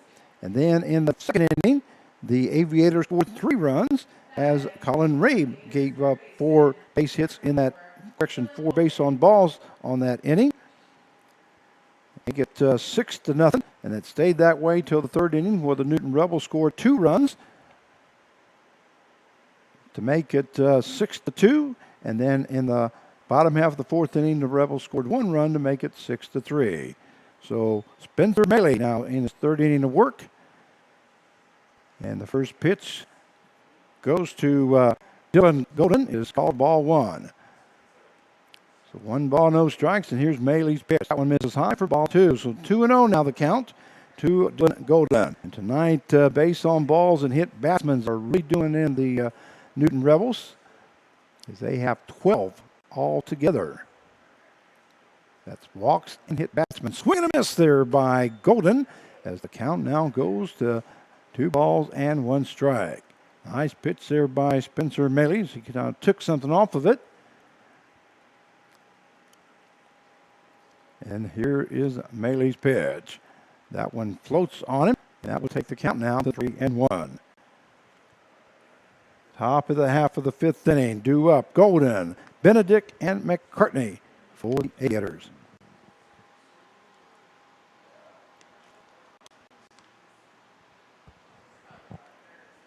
That one never calls strike 2, and that takes the count now to 3-2. Full count now. We have 35 viewers that are watching us here this evening. We welcome every single one of you. We appreciate you watching this broadcast. And here's the pitch by Mayle. That one misses outside, and going to first base on a walk will be Dylan Golden. That is Golden's 3rd walk here in the ball game. And that will bring up the second baseman, number 7, Brady Benedict. Benedict walked his first 2 times, and he scored 2 runs. And then he reached on a fielder's choice in the 3rd inning, was left stranded at first base. So no out and a runner at first base. And here's nice pitch. That one in there for call strike 1. That goes no balls, 1 strike now to Brady Benedict, second baseman for the Hayesville Aviators. Here's the pitch. That one fouled off there by Benedict. The count goes now to no balls and 2 strikes. So no balls, 2 strikes now to Benedict.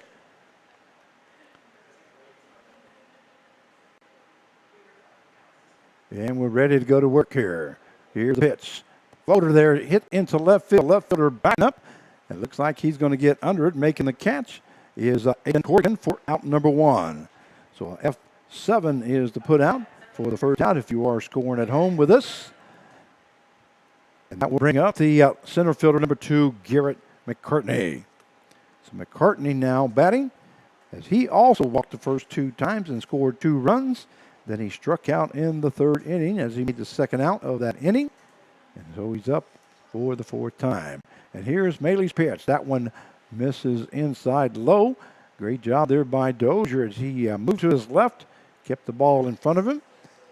So no advancement there by Golden, as the count is 1 ball and no strikes to Garrett McCartney, center fielder here for the Hayesville Aviators this evening.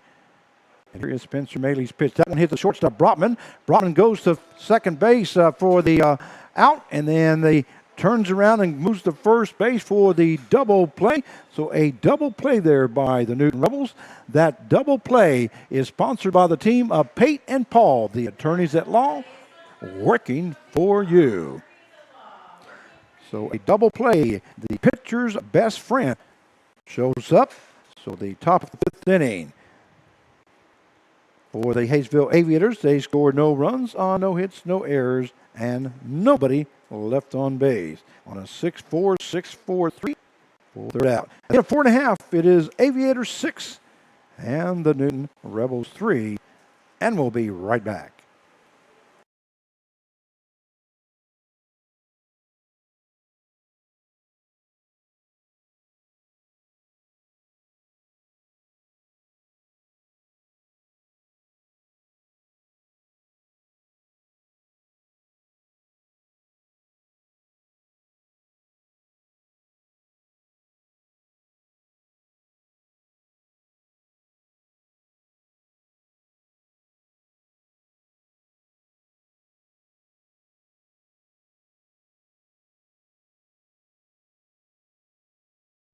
And we welcome you back to Newton Rebels Baseball as we go to the bottom half of the fifth inning. The score is 6-3 in favor of the Hayesville Aviators. And Jonathan Garza ready to do his fifth inning of work. Due up is the center fielder, number 14, Trey Wingett. Wingett had that big hit in the third inning.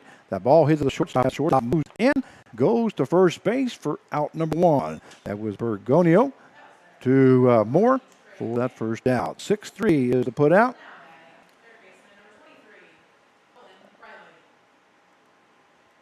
And that will bring up the third baseman, number 23, Nolan Riley. Riley is 1 for 1 here this evening. He got a base hit in the second inning. Then he walked in the second. Here's the pitch. That one gets away from the catcher. But that was a ball one. So 1 ball, no strikes now to Nolan Riley, who came into the ball game here this evening, batting .450, as he has appeared in 6 ball games at the batting time and has 9 hits. Make that 10 hits out of 21 at bat. Here's the pitch by Garza. That one right across the knees on Riley, and that will even up the count now at 1 ball, 1 strike. Great to see all of you listening in and watching us here this inning. Here's the pitch. A breaking ball. That one lifted into right field. The right fielder taking a couple steps to his left is Austin Albright, making the catch for out number 2. So an F9 is in the books for the second out, and that will bring up the first baseman, number 3, Corey Mason. Mason walked his first time up in the second inning and was forced out at second.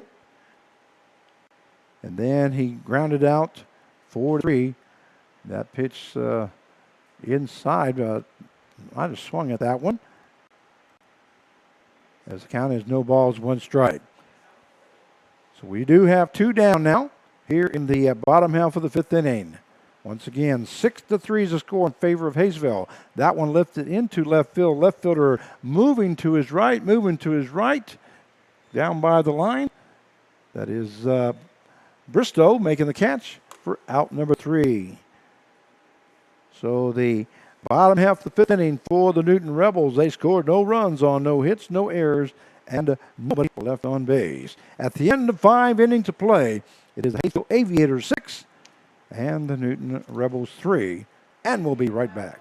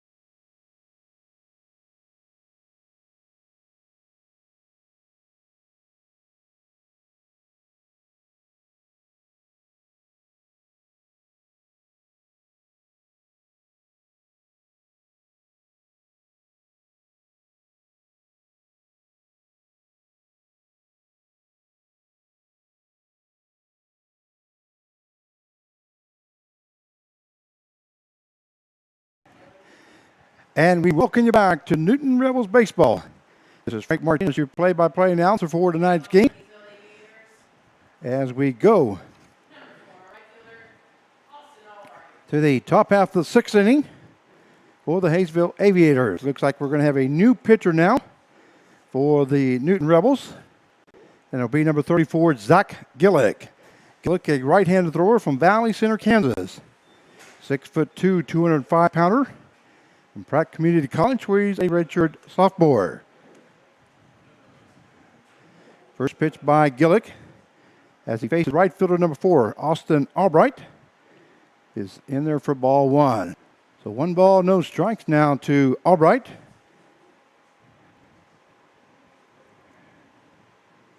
Gillick is leading the league in the strikeouts with 18, I believe it is. Or does he have 2 of them? I think he might be 19. I'll have to take a look at that just to make sure. As the count goes to 1 ball, 1 strike. Gillick was also in the top pitchers on strikeouts last year. As the count now goes to 2 balls and 1 strike. Has been a solid performer for the Newton Rebels for the last 2-3 years. And here's the pitch by Gillick. That one just misses outside. And the count will now go to 3 balls and 1 strike. Gillick has not given up that many walks, so this is kind of new for us to see a 3-1 count to Austin Albright. Here's the pitch. That one hit into left field. Left fielder backing up. That's going to be over his head, and that's going to be in for extra bases to Austin Albright, as Albright records his 2nd double of the ball game. He had a double in the 2nd inning as he had 2 RBIs. So he starts up the top half of the 6th inning with a double, and that will bring up the first baseman, number 23, Corey Moore.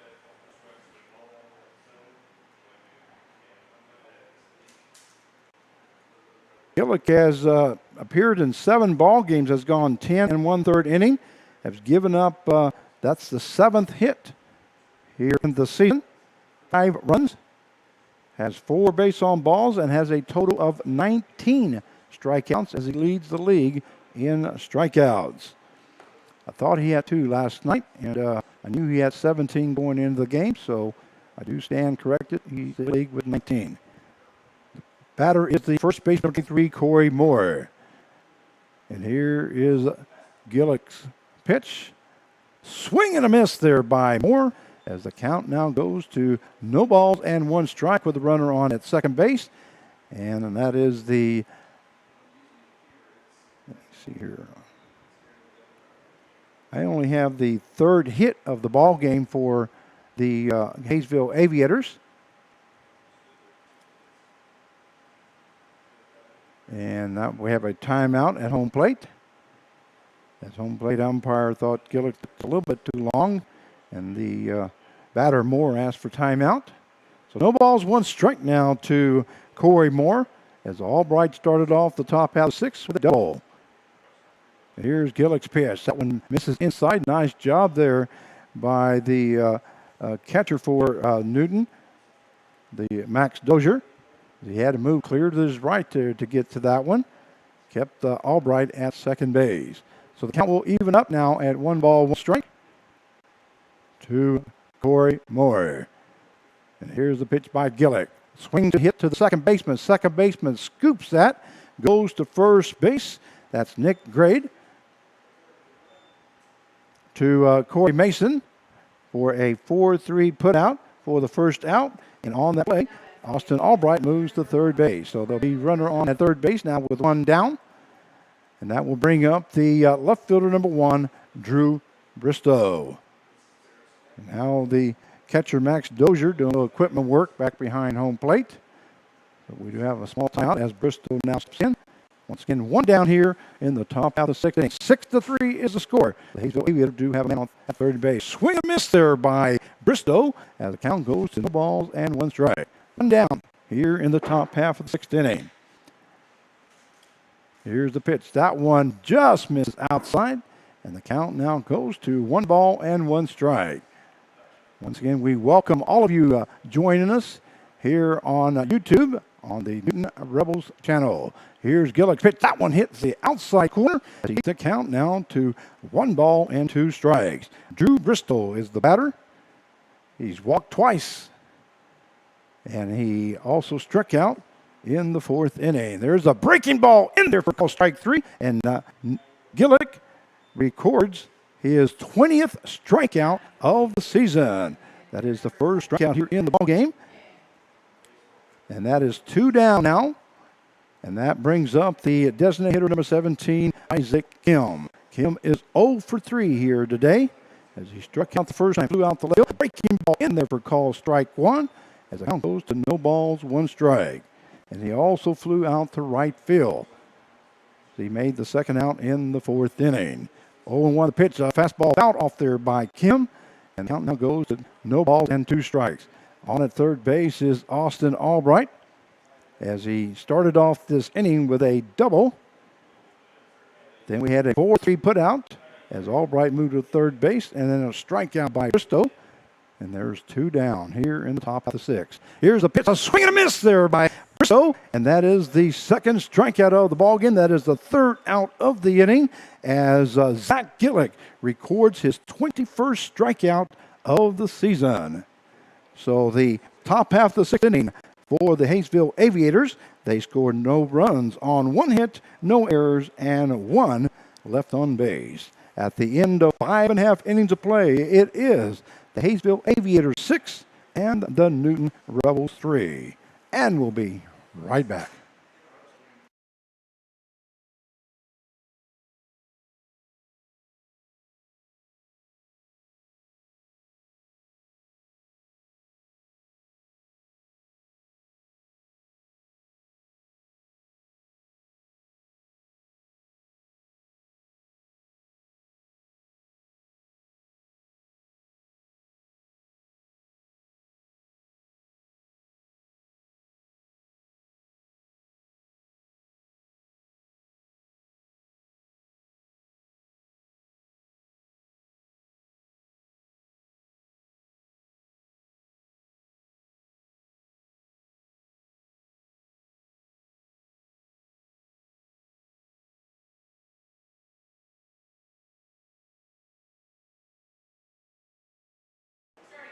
And we welcome back to Newton Rebels baseball as we go to the bottom half of the 6th inning. Due up for the Newton Rebels is second baseman number 33, Nick Grade. Now pitching for in the 6th inning will be Jonathan Garza. A swing and a miss there by Grade as the count goes to no balls, 1 strike. 6-3 is the score in favor of Hayesville.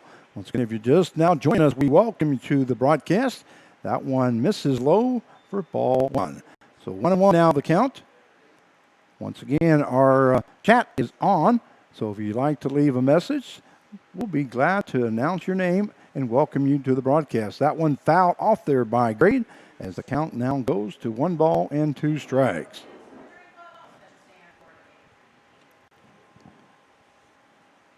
So 1-2 now the count to Nick Grade.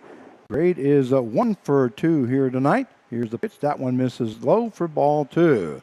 So 2-2 now the count.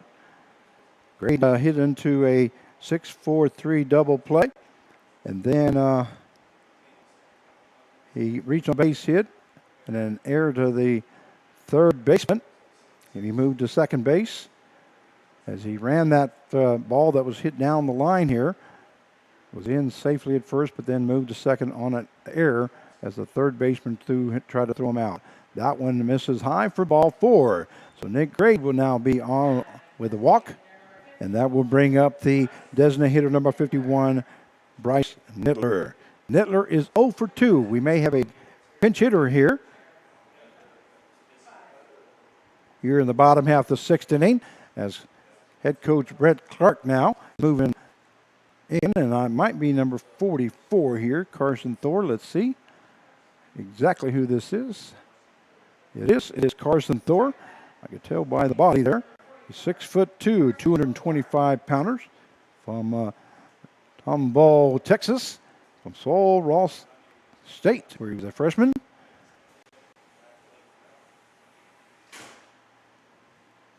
So Mr. Thor now pinch hitting for Bryce Nittler. Here in the bottom half of the 6th inning. First pitch to him is called ball 1 as Nick Grade is on at first base as he reached on a walk.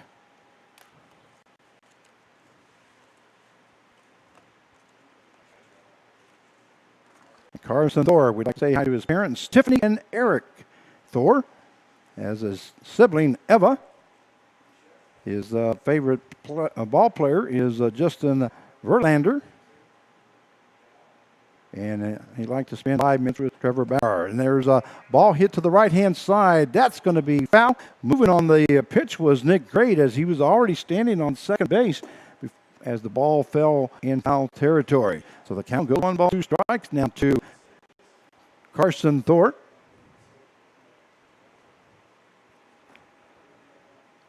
As we are in the bottom half of the 6th inning.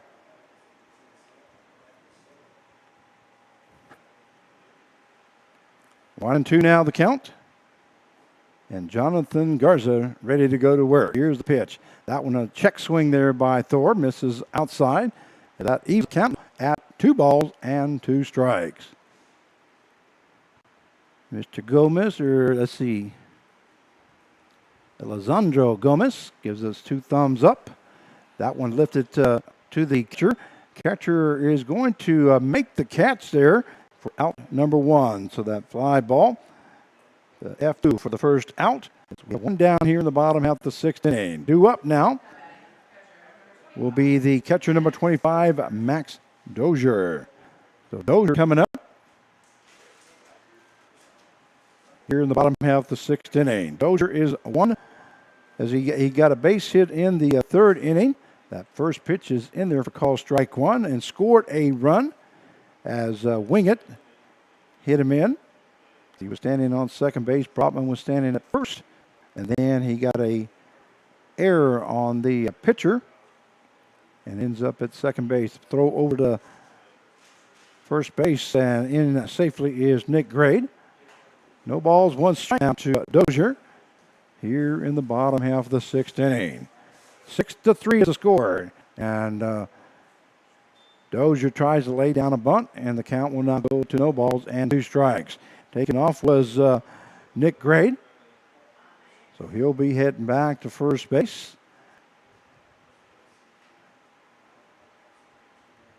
An 0-2 pitch coming up by Jonathan Garza, who is in his 6th inning of work. He's only given up 5 hits, 3 runs on 5 hits. And there's a throw over to first base. In safely is Grade. As Garza just wants to remind him that he's not forgotten about him at first base. So 0-2 now the count. I'm sure Garza will not give anything good to Dozier. Here's the pitch. As a breaking ball misses inside as the count now goes to 1 ball and 2 strikes.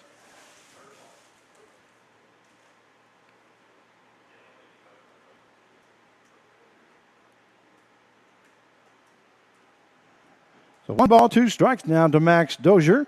And here's the pitch. There's a swing and a miss there by Dozier. And he goes down swinging for out number 2. That's the second out of the inning. That will bring up the right fielder number 0, Eli Hickman. And let's see how many strikeouts is that for Dozier. For Garza. I believe that's only the 3rd strikeout of the ball game. It is the 3rd strikeout of the ball game for Jonathan Garza. So the first pitch misses inside for ball 1 as Eli Hickman squared around a bunt with 2 down. Once again, Nick Grade still standing on at first base here in the bottom half of the 6th inning. Here's the pitch. That one misses low for ball 2. So 2 balls, no strike now to Eli Hickman.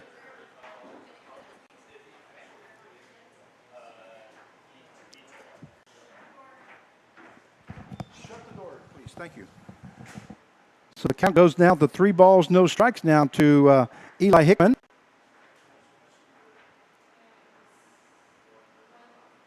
And here's the pitch. That one in there for call strike 1. So 3-1 now the count.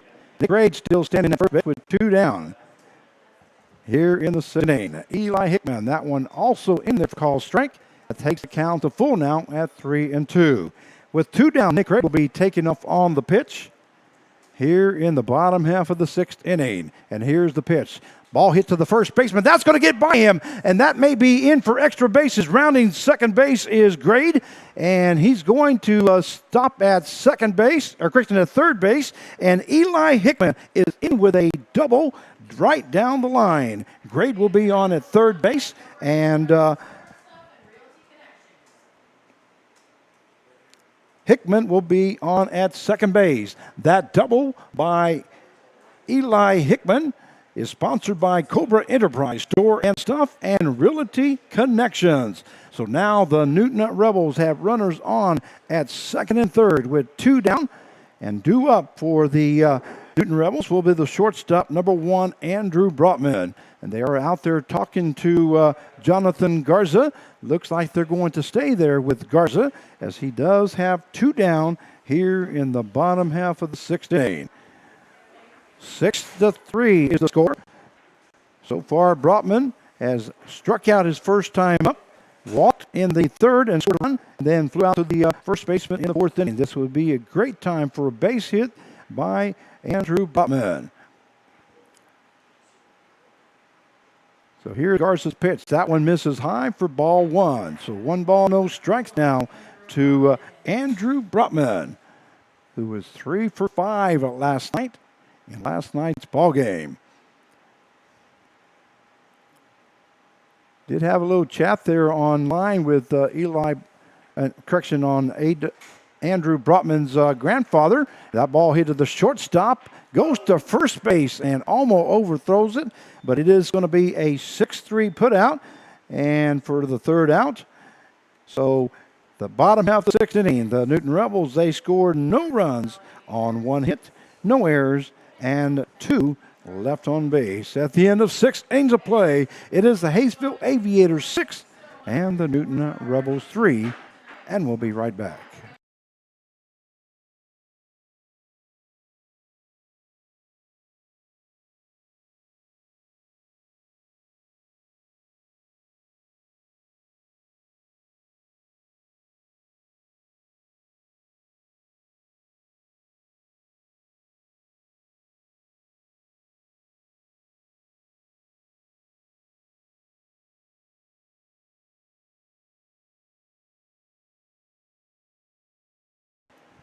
And we welcome you back to Newton Rebels Baseball. This is Frank Martinez, your play-by-play announcer here for tonight as we go to the top half of the 7th innings.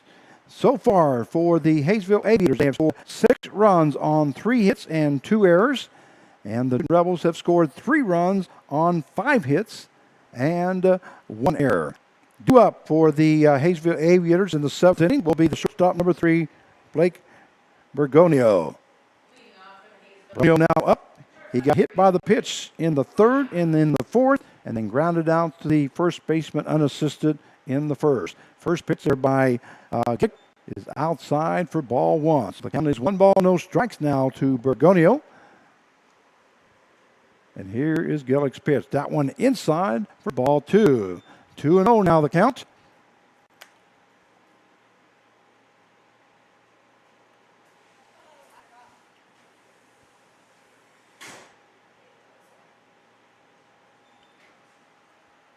That one in there for a strike as the count now goes to 2 balls and 1 strike. And here's the pitch by Gillick. That one fouled off there by Bergonio. That will make the count to 2-2.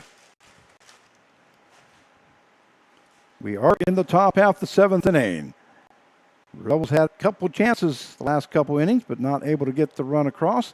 And that one, a fastball misses way outside, and that will take the count to full now at 3-2.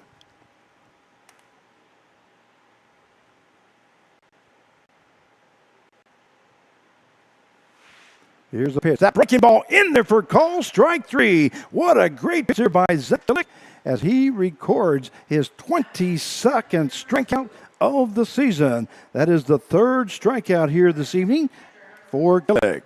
And that is out number 1, and that will bring up the catcher number 14, Devin Gardner. So 1 down now here in the top half of the 7th inning. And that was just a beautiful pitch there by Gillick. Fastball hit in the outside corner for call strike 1. To Devin Gardner, who is 1 for 3 here tonight, as he grounded down to the shortstop in the 2nd. Got a base hit in the 4th. And he was left stranded at 3rd base, and then he struck out in the 4th inning. That will even up the count now at 1 ball and 1 strike. Here's the pitch by Gillick. Breaking ball in there for call, strike 2. So no balls, 2 strikes now to Devin Gardner as we have 1 down here in the top half of the 7th inning. 6-3 is the score in favor of Hayesville. And here's Gillick's pitch. A breaking ball just misses outside as the count will even up now at 2-2. So 2 balls, 2 strikes. And here's Gillick's pitch. Another breaking ball. Oh, wow. I don't know how that one wasn't called a strike, but anyway, it's going to be full now at 3-2. That was a great pitch. Looked like that one hit the outside corner. Home plate umpire thought otherwise. That ball fouled off, and the count will stay full at 3-2. But I do have to say that home plate umpire is a lot closer than I am. From my angle, it sure looked good. So full count now to Gardner. And here's the pitch by Gillick. That one hits Gardner. So Gardner will be on at first base. And now coming in with the third baseman, number 24, Dylan Golden. So Golden now coming to the plate. He has walked 3 times here tonight. Has scored 1 run in the second inning. As the Hayesville Aviators scored 3 runs in the first and 3 runs in the second. Have not scored since. 6-3 the score. Runner on at first base and 1 down. Boy, Gillick is really nibbling at that outside corner. Home plate umpire just not give him anything out there. As the count is 1 ball, no strikes. He must just be barely missing. Not listening, missing. That one misses inside for ball 2. Umpire must be having a radio on his ears because his ears are getting red. He knows I'm talking about him. The count is 2 balls, no strike, and there's a throw at first base. As the count is 2-0. In safely was Gardner.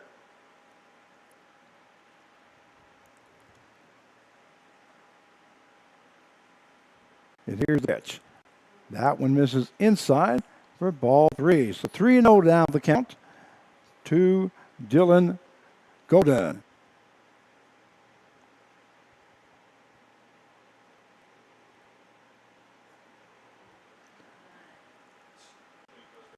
Did that hit? 4 balls. Okay, that one is a base on balls there by Gillick. So now runners on at first and second. And infield comes in to talk to Gillick. Here comes Brett Clark. It looks like we're going to have a pitching change. That was only the for Gillick. That was only the 5th base on balls given up by Gillick all season long. So Zach Gillick will be done for this evening. Looks like the center fielder now coming in to pitch for the Newton Rebels, which should be Trey Wingett. And looks like the number 8, Thomas Papillon, will now move to center field. So let me do some changes here.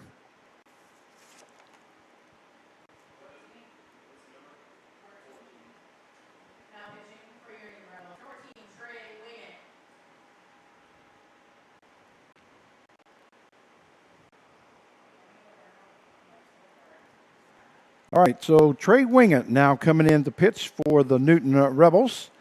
Let me mark him down in books. And Thomas Papillon will now be moving to center field. We are in the top half of the 7th inning with the runners on at first and second. And we do have 1 down. And due up for the Aviators will be the second baseman, number 7, Brady Benedict. Gardner is now on at second base as he got hit by a pitch to get on base and then just moved to second base on that base on balls given up by Gillick. Gillick came in the 6th inning. He only gave up 1 hit as he struck out 3. But he walked and hit better. Here are the last 2 batters. So Trey Wingett now comes into the ball game for the Rebels. That pitching change is sponsored by Ray Roofing. Have you covered? We thank all our sponsors this evening and all season long for helping us out. We really appreciate it. Once again, the batter, the second baseman, number 7, Brady Benedict. Benedict coming up to the plate with 2 runners on base, and 1 down. He is a left-handed batter. Here's the pitch by Wingett. That one fouled off there by Benedict as the count goes to 0 balls, 1 strike. 6-3 is the score here in the top half of the 7th inning. Rebels need to get out of this. And here's a pitch by Wingett. That one hit to the shortstop. Shortstop moves to his right. Only has one play to the second base, and what a great play, but not in time. Running that out was Benedict as Andrew Baughman had to move to his right and threw deep from the infield, but was not able to make the play in time as Brady Benedict reaches on a base hit. And that will move Gardner to the third base, Golden to second. And that is the fourth hit of the ball game for the Hayesville Aviators. That brings up the center fielder, number 2, Garrett McCartney. First pitch there by Wingett is called ball one, as that one was outside. Once again, one down here. And the infield is playing a double play depth. And here's the pitch by Wingett. That one hit into center field. That's going to fall in there for a base hit. And one run scored. That makes it 7-3. And here comes the second run from second base is Gardner. Now that takes the score to 8-3 in favor of Hayesville. And that is the fifth hit of the ball game. And that puts runners on at first and second as McCartney reaches on a base hit and bring up the right fielder, number 4, Austin Albright. So 2 runs have scored here in the top half of the seventh inning to make it 8-3. Boy, you go back and you think on those first 2 innings as we gave up 12 base runners on either walks or hit batsmen. There's a swing miss there by Albright as the count goes to no balls, 1 strikes. What the ball game would be like, we wouldn't have all those walks and hit batsmen. Like I say, we put 12 guys on base.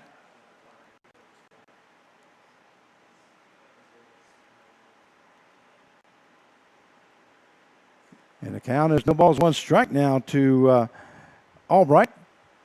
And here's the pitch by Wingett. No, he steps off and almost had the second baseman picked off as Benedict was taken off, but nobody was covering. Nice move there by Trey Wingett. Count still no balls, 1 strike. 2 runs scored here in the top half of the seventh. There's a swing and a miss there by Albright. And that count goes to no balls and 2 strikes. No balls, 2 strikes now to Albright here in the top half of the seventh inning. Trey Wingett trying to get the Rebels out of a jam here. And here's the pitch. That one lifted into right field. The right fielder will make the catch. That is Eli Hickman for out number 2. So an F9 in the books, second out. And that will bring up the first baseman, number 23, Corey Moore. Moore grounded out to the first baseman unassisted, and he grounded out to the second baseman in the second. Got hit by a pitch and was left stranded at second base in the fourth. And then he grounded out to the second baseman in the sixth inning. So Trey Wingett ready to go to work against Moore. That one in there for call strike. As the count is no balls and 1 strike now to Corey Moore. Benedict at second base. McCartney on at first with 2 down here in the top half of the seventh inning. 8-3 is the score. That one in the ground. Nice stop there by Dozier. And that will even up the count now at 1-1.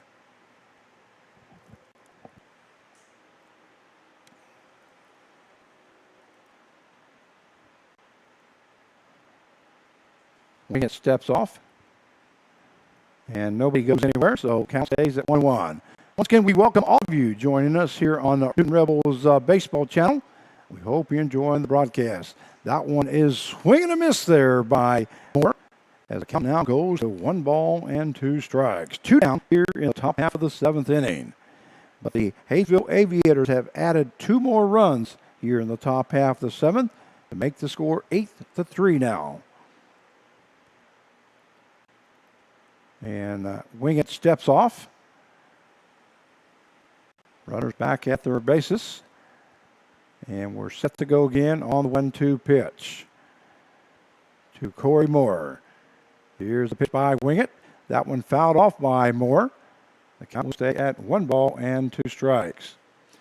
beautiful evening here in Newton, Kansas, as the temperature has dropped from 90 degrees to 82 degrees now. It was a little humid out there, as the humidity now has gone from 36 to 48%. There's a swing and a miss there by Corey Moore, and Moore goes down swinging for the third out, but not before the Hayesville Aviators score 2 runs on 2 hits, no errors, and 2 left on base. At the end of 6.5 innings of play, it is the Aviators 8 and the Rebels 3, and we'll be right back.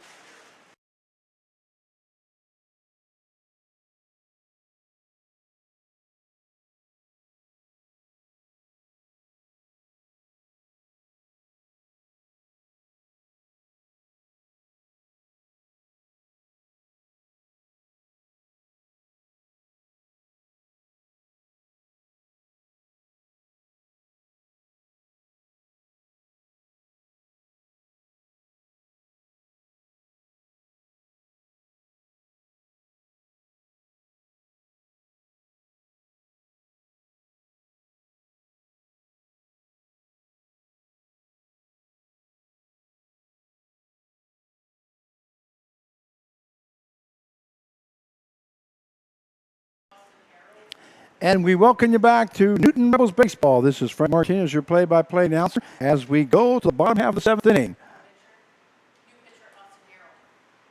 What number? Now pitching for the Hayesville Aviators, number 35, Austin Harold.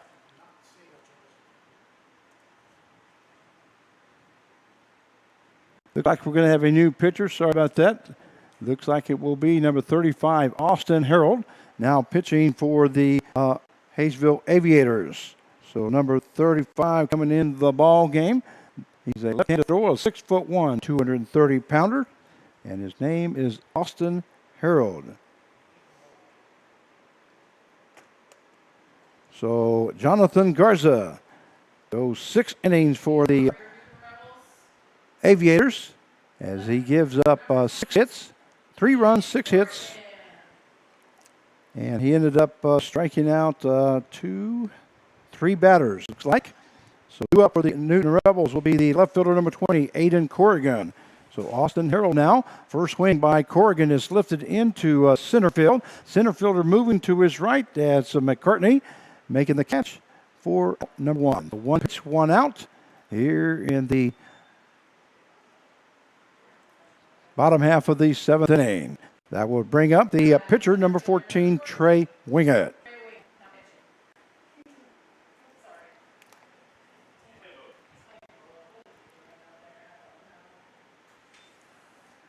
First pitch misses outside for ball 1, so the count goes to 1 ball, no strikes now to Trey Wingett, who's coming in to pitch. That one lifted to the left-hand side. Oh, it's going to be out of play, actually. As the count will even up now at 1 ball and 1 strike. So we got 1 ball, 1 strike now to Trey Wingett, who came in to relieve the pitch for the Newton Rebels. And Austin Harold now cut in to pitch for Hayesville. Left-handed throw. Here's the throw. That one also fouled off to the left-hand side. And that will take the count now to 1 ball and 2 strikes.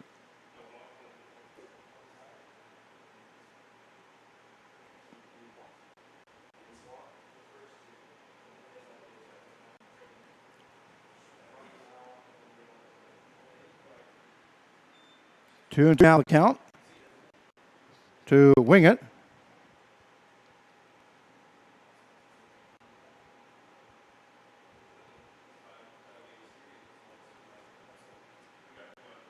And here's the pitch by Harold. Swing and a miss there by Trey Wingett, and he goes down swinging for out number 2. So we have 2 down now here in the bottom half of the 7th inning. And that is the first strikeout recorded by Austin Harold. That will bring up the third baseman, number 23, Nolan Riley. 8-3 is your score in favor of Hayesville. They scored 6 runs in the first 2 innings. And then they scored 2 runs in the top half of the 7th inning for their 8 runs. Rebels scored 2 runs in the bottom half of the 3rd and 1 in the bottom half of the 4th for their 3 runs. So 2 down. Here's the pitch by Harold. That one in there for call strike. Great breaking ball there by Austin Harold. Count goes to no balls, 1 strike. Right now we have 40 people watching. We'd like to join you to Newton Rebels baseball. We hope you know it. Now lifted into center field. Center fielder backing up. Finally making the catch is McCurney for out number 3. So an F8 is the play. Bottom half of the 7th inning for the Rebels. They scored no runs on no hits, no errors, and nobody left on base. At the end of 7 innings to play, the Hayesville Aviators 8 and the Newton Rebels 3, and we'll be right back.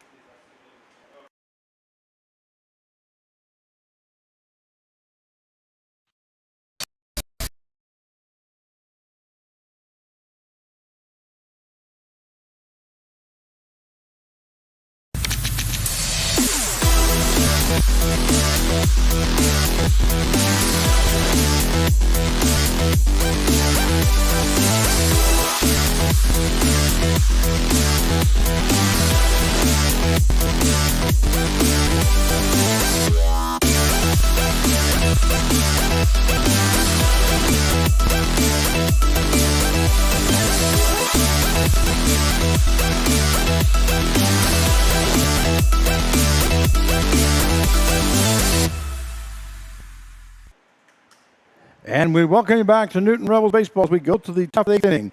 We have a pitching change now for the Newton Rebels. Coming in the pitch will be number 10, Ricky Hockett, a right-handed thrower from Plainview, Kansas. He's a 5'10", 185-pounder from Friends University. That pitching change to you is sponsored by Ray Roofing. They have you covered. And now also a pinch hitter in for the Aviators. Looks like it's going to be number 8.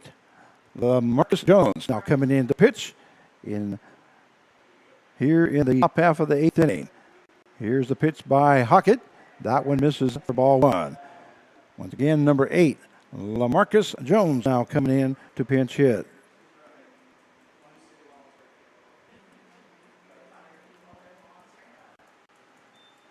That one missing for ball 2. So the count is 2 balls, no strikes now to LaMarcus Jones, and here's Hockett's pitch. That one misses outside for ball 3.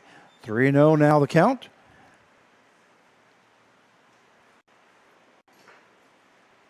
Here's Hockett's pitch. That one hits the outside corner for strike 1. So 3 balls, 1 strikes now the count.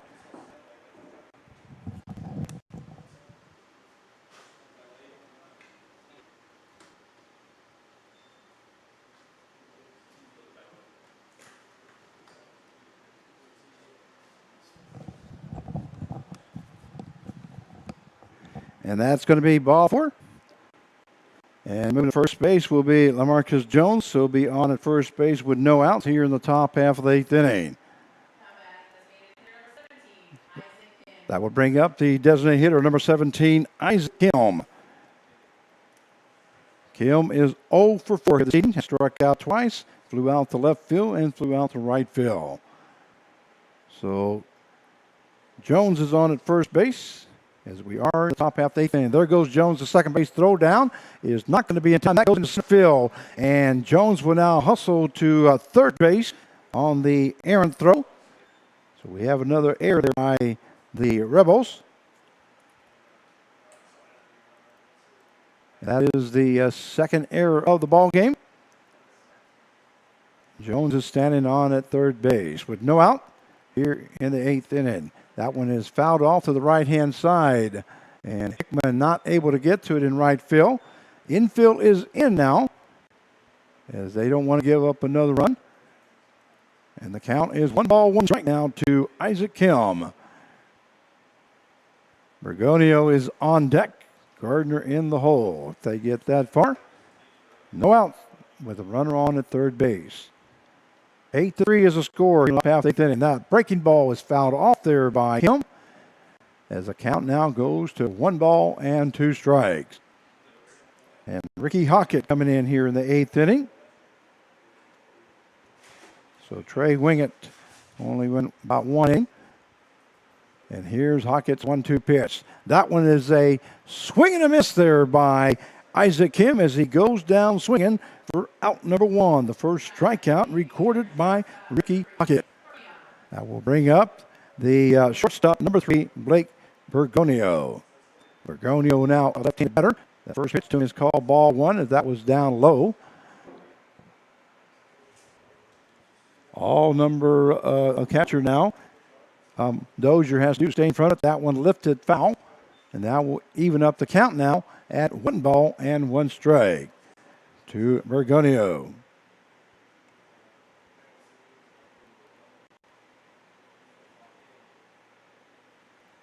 That one hit up the middle. That's going to be in for a base hit. That is a broken bat single there by Bergonio as he records his first hit of the ball game. And coming in to score from third base is LaMarcus Jones. So that takes the score now to 9-3 with a runner on at first base, and that is the 6th hit of the ball game for the Hayesville Aviators. Correction, they've had scored 2 there, so that's 1, 2, 3, 4, 5, 6, 7. That is the 7th hit. My correction. Runner on at first base. There's a ball hit the right-hand side as Bergonio was going on the pitch. And it is fouled. Also, Bergonio will go back to first base. And Devin Gardner is the batter, as there is one down here in the top half of the 8th inning. 9-3 now the score.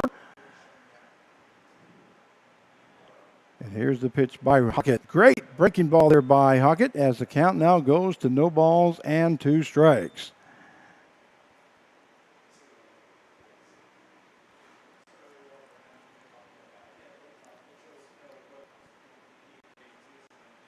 And here's the pitch. Breaking ball stays up high. 1 ball, 2 strikes now to Devin Gardner. Catcher here seeming for the Aviators.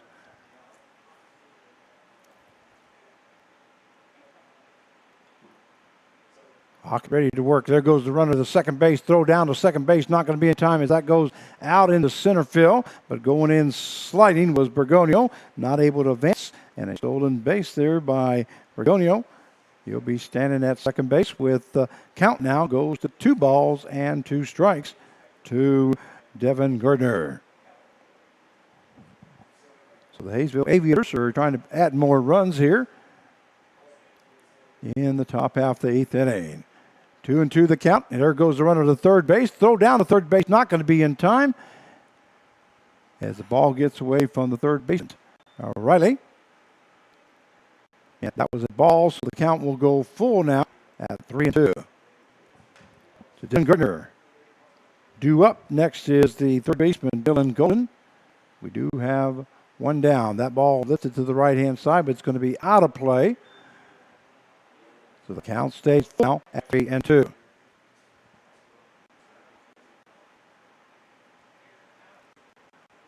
Three balls, 2 strikes now. Here's the pitch. That one misses low.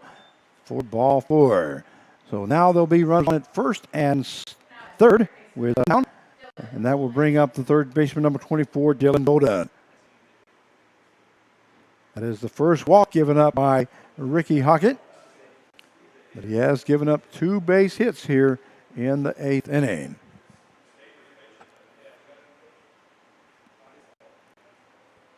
Golden has 4 walks here in the ball game. Here's the pitch by Hockett. That one lifted to the right-hand side. First baseman Mason hustling for that, and not able to make the catch.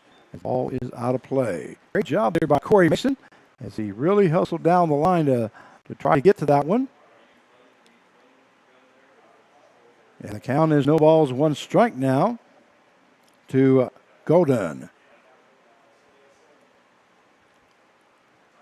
We have Bergonio on at third base and Gardner on at first.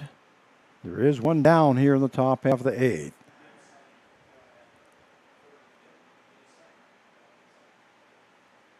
And there goes Gardner to second base. Throw down to second base, not going to be in time. And Brotman just took that in front of the second base. And in safely at second base is Gardner. So the count goes to 1 ball, 1 strike now to Dylan Golden. Infield once again comes in to try to prevent another run from scoring. 9-3 is the score, and here is Hockett's pitch. That one lifted into right field. That's going to be, not sure, that's going to fall in for a base hit as Eli Hickman was not able to get to it, so another run will score from third base. That now takes the score to 10-3, and the runner from second base, Gardner, ends up at third base as Bergonio scores from third, And in with a base hit is Dylan Golden with his first hit of the ball game and an RBI. So 10-3 now the score, as we still have one down with runners on at first and third. And that will bring up the second baseman, 7, Brady Benedict.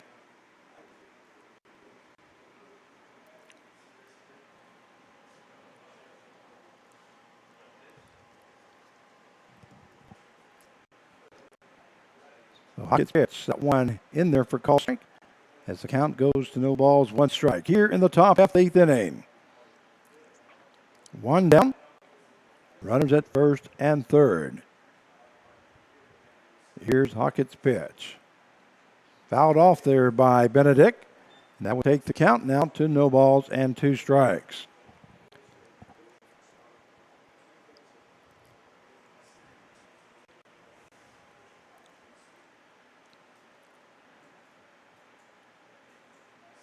And here is Hawkins' pitch. They're run to second base. That one lifted into center field. Center fielder will make the catch. It's Thomas Capion, and he throws in home, but not going to be in time, I don't believe. Nope. Going down the line was Dozier, and in safely is Devin Gardner, and that now takes us toward 11-3. Catching that was Capion. So we have 2 outs. And that will bring up the center fielder number 2, Garrett McCartney. Correction, yeah, that is correct. McCartney. As 3 runs have scored now here in the top half of the 8th inning. That one fell off by McCartney. On at first base is Stillman with 2 down. And the count is no balls, 1 strike. Here's the pitch by Hawkins. That one lifted to the right-hand side, going to be out of play. That would take the count now to no balls and 2 strikes. Due up next is Albright, if we get that far. There is 2 down here in the top half of the 8th inning. 11-3 now the score in favor of Hayesville. That one misses high for ball 1. So 1 ball, 2 strikes now to Garrett McCartney. Center field for the Aviators.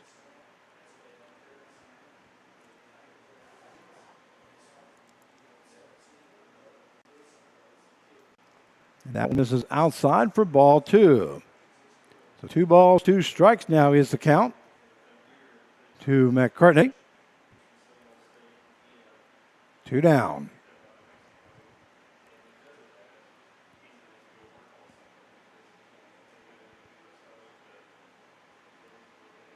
And here's the pitch by Hawkins. That one lifted foul along the right-hand side as the count stays at 2 balls, 2 strikes. Aviators scored 3 runs in the first, 3 runs in the second, 2 runs in the 7th, and now 3 runs here in the 8th inning to make it 11-3. And here's Hawkins' 2-2 pitch, one and breaking just high as the count goes full now at 3-2.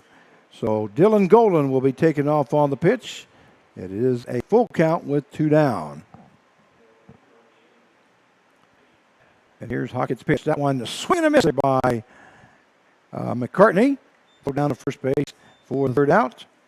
And that is Hawkins' 2nd strikeout of the ball game. So the top half of the 8th inning for the Aviators scored 3 runs on 3 hits, 1 error, and 1 left on base. At the end of 7 1/2, it is Aviators 11 and the Rebels 3. And we'll be right back.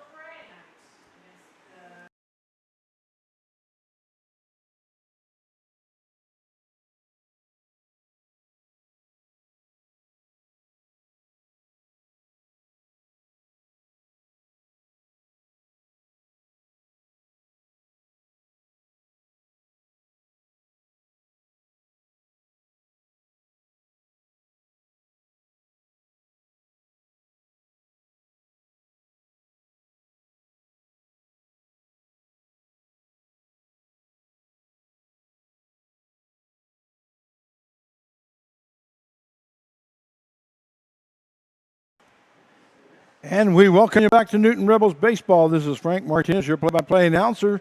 for tonight's game. We go to the bottom half of the 8th inning. The score is the Aviators 11 and the Rebels 3. Due up for the Newton Rebels, we'll have the first baseman, number 3, Corey Mason. He'll be followed by the second baseman, number 3, Nick Grade, and then the designated hitter, number 44, Carson Thor. In for the second inning of work is the number 35, Austin Harold.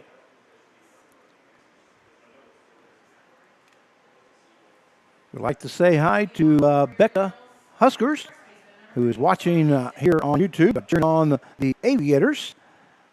We hope you enjoy the broadcast. Once again, don't forget to make a comment. We'll announce your name.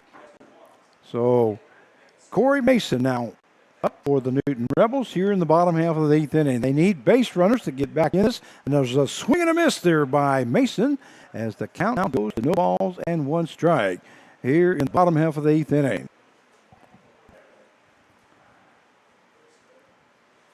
And here's Harold's pitch. That one misses outside, and that will take the count now to 1 ball and 1 strike.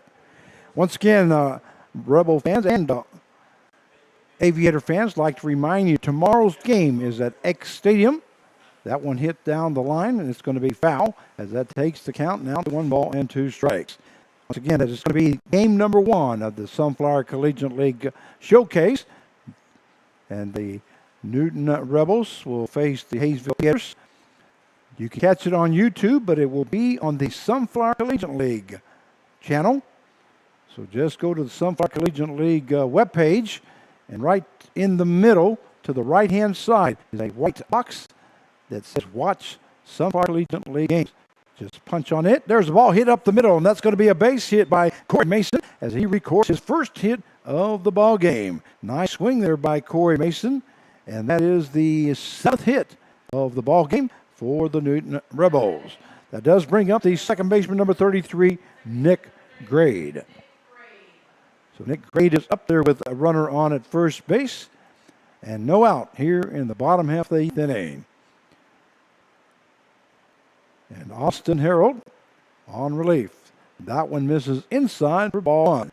Again, as I was saying, that game starts at 5 p.m. tomorrow from the ECK in Wichita, on campus of Wichita State University. But you can watch the game on YouTube on the Sunflower Collegiate League channel. A swing and a miss there by Grade as the count now goes to 1 ball and 1 strike. And then I believe we'll be off on Tuesday and be back in action on Thursday and Friday from Hayesville. That one is low for ball 2. That one got away from the catcher, but nobody advanced. So the count is 2 balls, 1 strike now to Nick Grade. As Corey Mason's on at first base as he just reached on his first hit of the ball game.